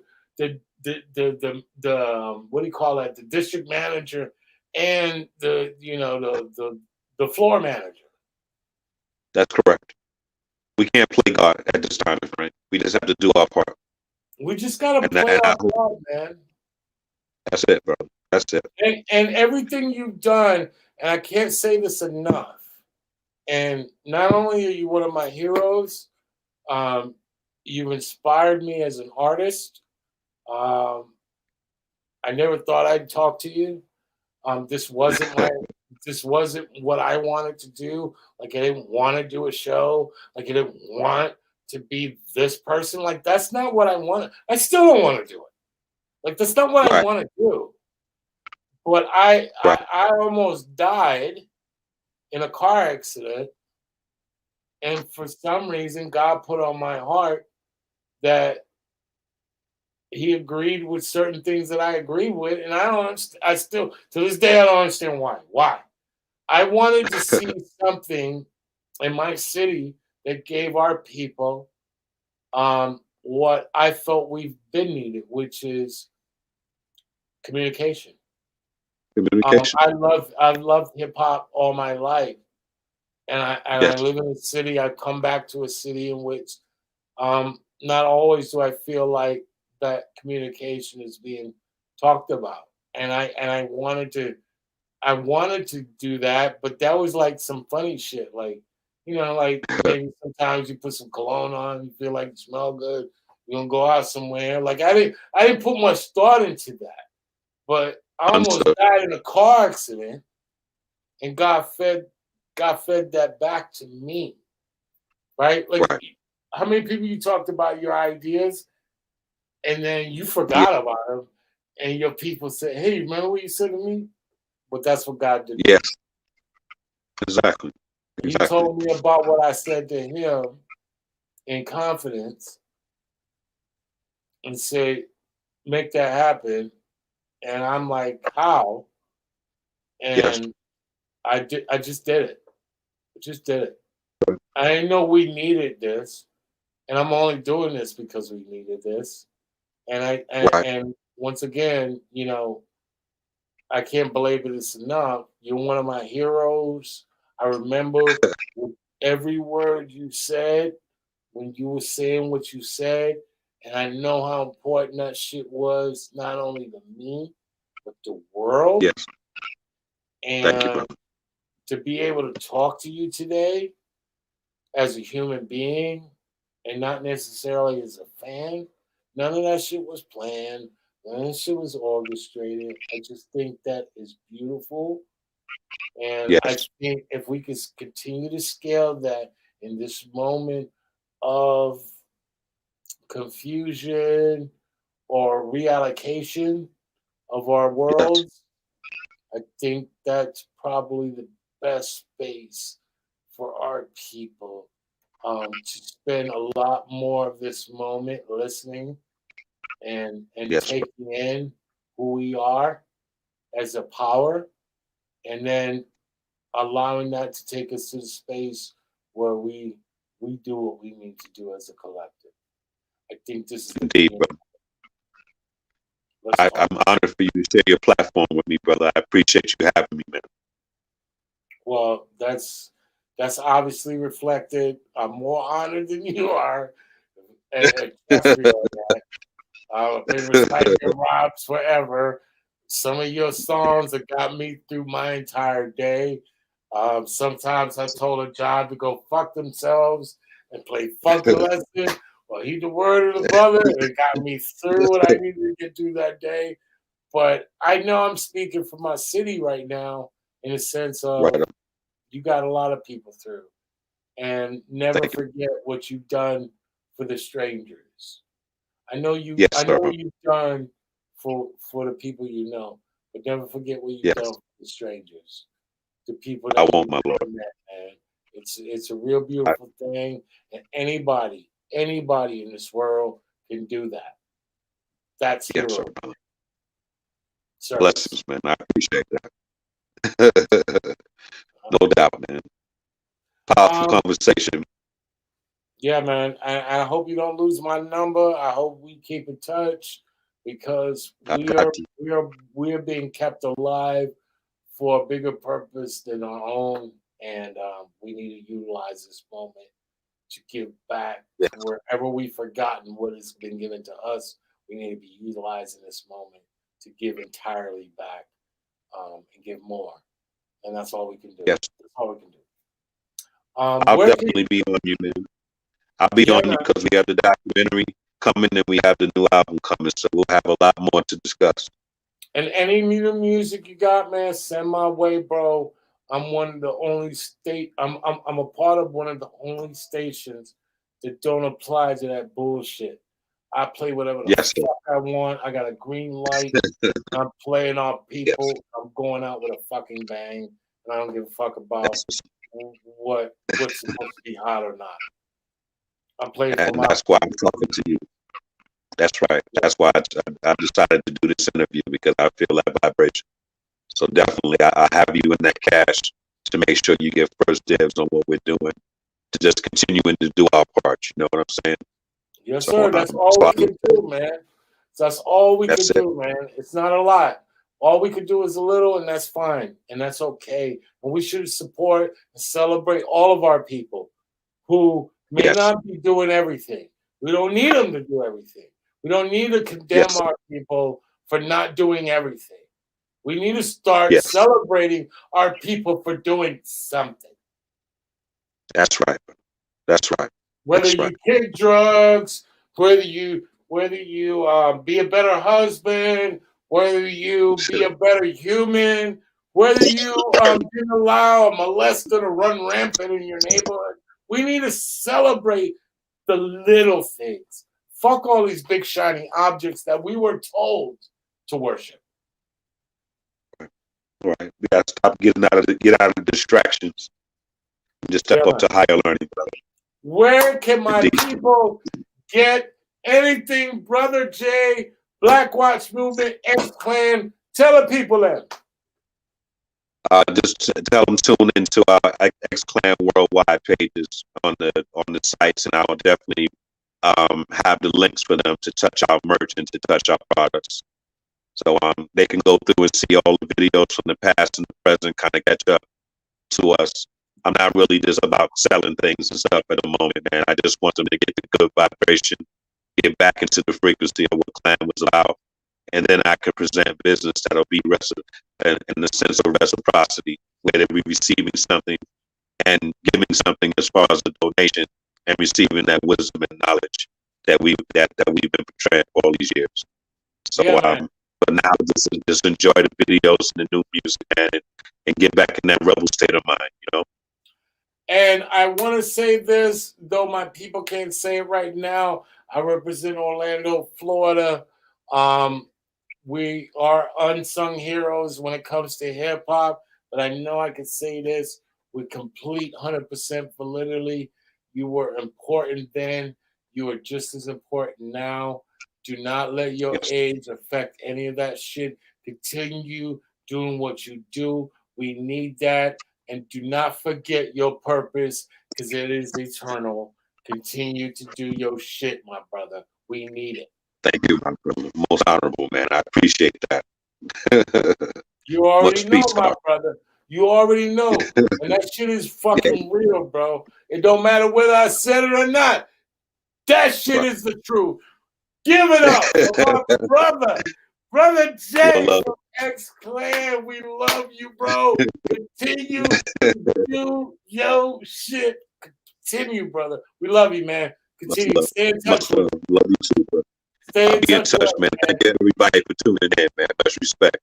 Yeah, man. Orlando, when things kind of clear up, man, come to Orlando, bro. We got you, bro. We want that sound loud, bro. Nothing less. No doubt. We want it loud, bro. All right?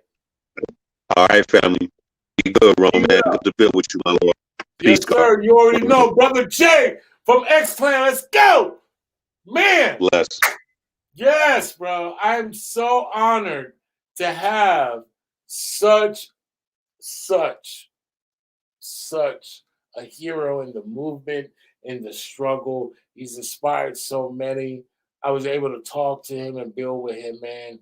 This is what we need to do right now, man. If you don't recognize the moment, man, I don't know what to say to y'all. This is that moment. All we got to do is talk to each other. Shout out to my man, Jesse Jazz, bro. You already know, bro. Come on, man. Yo. Come on, bro. I mean, this is what we need to do. We need to talk to each other. Why not? How can we not talk to each other at this moment, at this time? How can we not? This is like everything. This is what we're supposed to be doing. I'm not going to talk to my brothers and not tell them that I love them in this moment. We're not doing that. So if anybody out there you know right now, man, please reference them in a loving way. Tell them how much you love them. Tell them you don't know if this is the last minute that you're going to have with them. I just lost my brother 2 days ago, and it still hasn't hit me. Okay? We are all suffering right now, man. Please believe me. If you are suffering or going through anything right now, maybe the loss of family, maybe depression, maybe a loss of job, call somebody up. There's plenty of numbers right now, bro. You got friends. Stop talking your way out of being friends with people. Stop talking your way out of love simply because you're bitter. Call these people. Tell them, I need you right now. This is what we're doing, man. This is the sound of Orlando. Okay? You get that? You understand that? Are you okay with that? Let's go. We'll be back next week with a whole new month of just dope shit. This is hip hop, baby. I am hip hop. You don't know that? Let's go. Live on stage, the sound of Orlando. So, if they ready, the sound of Orlando.